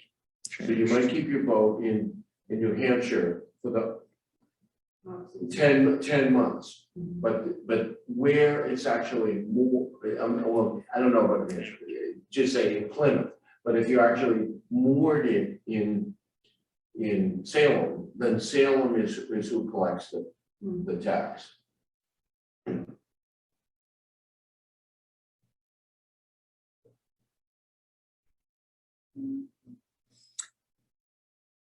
I think this is something where to get the type of administration and enforcement of our own existing regulations has been, I will just say, impossible for my office. This is, charged, there's a committee charged with this that is appointed by the select board. So I think if things are going to change, the appointing authority is going to need to take a stronger role in it, because I've been $50. Yeah. Going back to very early in my time here, it's been just getting that committee to meet has been an enormous effort. It's taken sustained effort over a period of months for them to even have a meeting.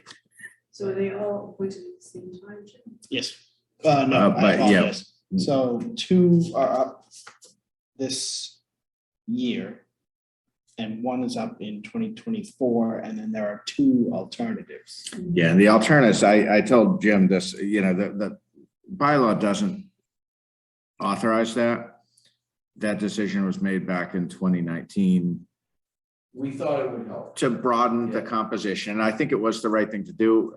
I think if push came to shove, I don't think they have any standing, but the idea was to at least get some new people who have a different perspective. Yeah. But I think the total number of posted harbor committee meetings since then is, I could probably count on one hand. Well, what are they doing then? What's their function ostensibly?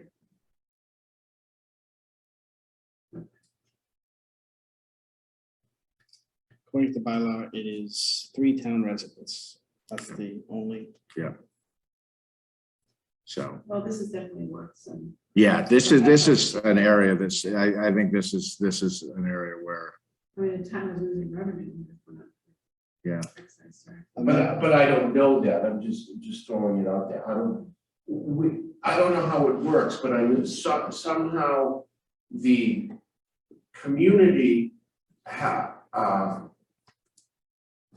to know that a boat is moored there in order to collect the excise, so, like, I don't know how so in other words, the DMV has to report to the state, or do they report to the town? I don't know, whichever. They report to the town. Yeah.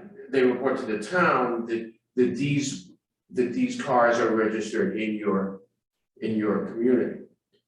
So somehow it has to be reported to the town that these 14 boats are moored in your town, but Well, yeah, so I don't know how that works. so there's a renewal of the mooring, right? They go through the resident services. Yes, they do. Yeah. So, but then does that go back to the assessor's office so that they know? She makes sure that people have paid their excise, boat excise prior to issuing it. She does do that.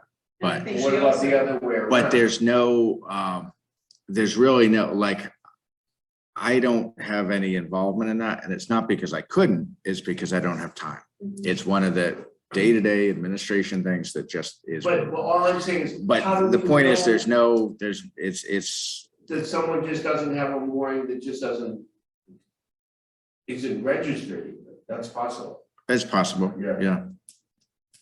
Yeah, Yeah, down the mountain, we can be river, I think. Okay. So it was 2005 was the last time the mooring fees were updated. and it looks, based on the way it's written in the bylaws there, that was all that changed in 2005. So everything you see really goes back to 2000. Yeah. So they haven't been looked at in a long time. Well, people would want to increase them. But it's not just the fees, it's the administration of the regs. If you read them literally, you know, for instance, when things are sent to the Harbor Committee for review, and at times I have sent things to them for review, the review has been extremely cursory after repeated attempts. So it's just, you know, it's a function that in a lot of towns, you know, you have a staff person who's accountable to do that job, but if you have a volunteer committee. No, lots of towns have harbor committees. But are they accountable? Like, are they accountable? Is Are there they staff? doing what they're expected to do? And if they don't, what's the, yeah, that's, yeah, so. It's, so, good. All right, well, that's an item for a future agenda. I'll work with the chair on the timing of that. But yeah, some of the items we got coming up, obviously, we have an applicant for one of the open positions on FinCom. We've got multiple applicants for the open seat on Concom, and we're gonna have more open seats, or at least one as of the end of June. We've got a reissue. We wouldn't want to do those next time, don't you think? We would or would not? We would. I would say for the current vacancy, yes, Yeah, yeah. I'm not talking about the re-ups and everything, I'm just talking about the. Well, so like for Concom, you have a current vacancy, so I think it'd be great to get the applicants in. Yeah, And We that have a one- known, That one can be, I believe that one expires this June, that vacancy, that term.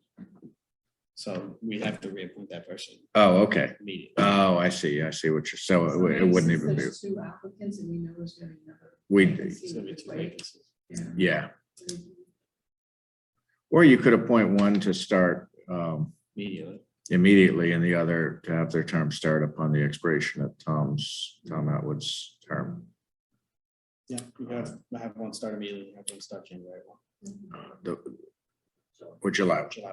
The finance committee, it'd be great to get that appointment made on June 6th. They'll have year-end transfers.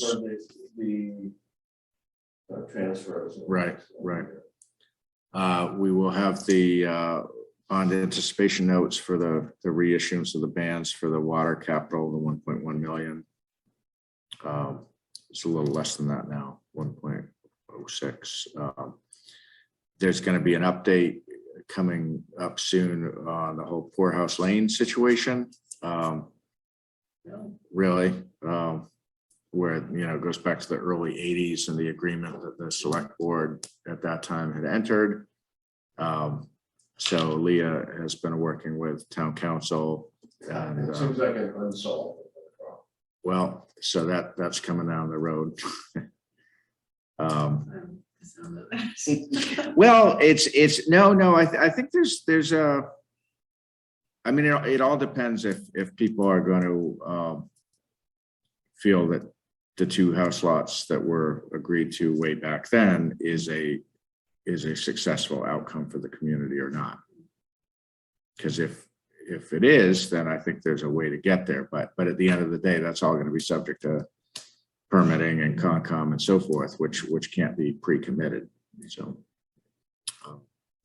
the board committee commission reappointment process, it will definitely take some time on the agendas in June. Staff reappointments for FY23, because most staff are reappointed annually. So that takes some time to organize. The Cortland Lane parking layout, we don't have a date for that, but that'll come at a future meeting, probably in the next 2 months or so. Inviting the investment policy committee in to discuss the investment objectives, the soldier and sailors zoning, discussion of town charter, and working toward an updated scope for the anticipated MVP action grant, which we've made some progress on, but that'll need to come back to the board. So that's just kind of a quick list. And so you can see, like, we've got a pretty full pipeline. And there's that doesn't even scratch the surface. So, but if there's other kind of things that either of you would like to see on, well, of course, Archie, you're the chair, so you can see whatever you want on the agenda. But if there's things for either the June meetings. Thing that we have to deal with soon. I think the main things that come to my mind are the bans, which should be pretty straightforward. The getting the contract underway with for the study, which is something the water commission's really taking the lead on. But then getting is that getting bid, or is that No. the usual suspect? the usual. Okay. Yeah. And then the water superintendent getting the job posting issue. Right. That's going to be a huge effort.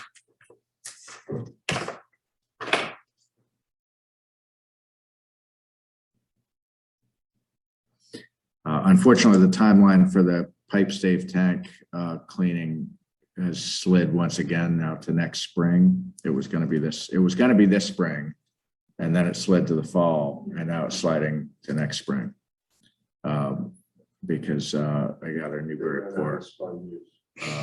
Newbury report's not agreeing to the amount of water usage that we would need in the fall. So we've asked them to formalize that, give us a letter, so we have something in writing, but that's what Mike's told me.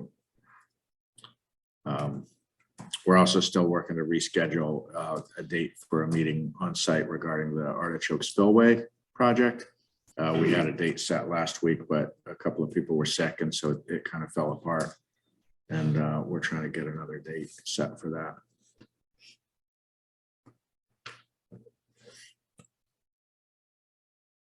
We can't get these new staff hired quick enough. I mean, we just there's way too many projects. July 1st. Well, but we gotta get the jobs posted, and it's Where they're gonna sit. we gotta figure that out too. I got ideas, but we gotta, but that should be on in June though. We should talk about the physical office layout because we do have some ideas, but that hasn't been vetted. Okay, motion to adjourn.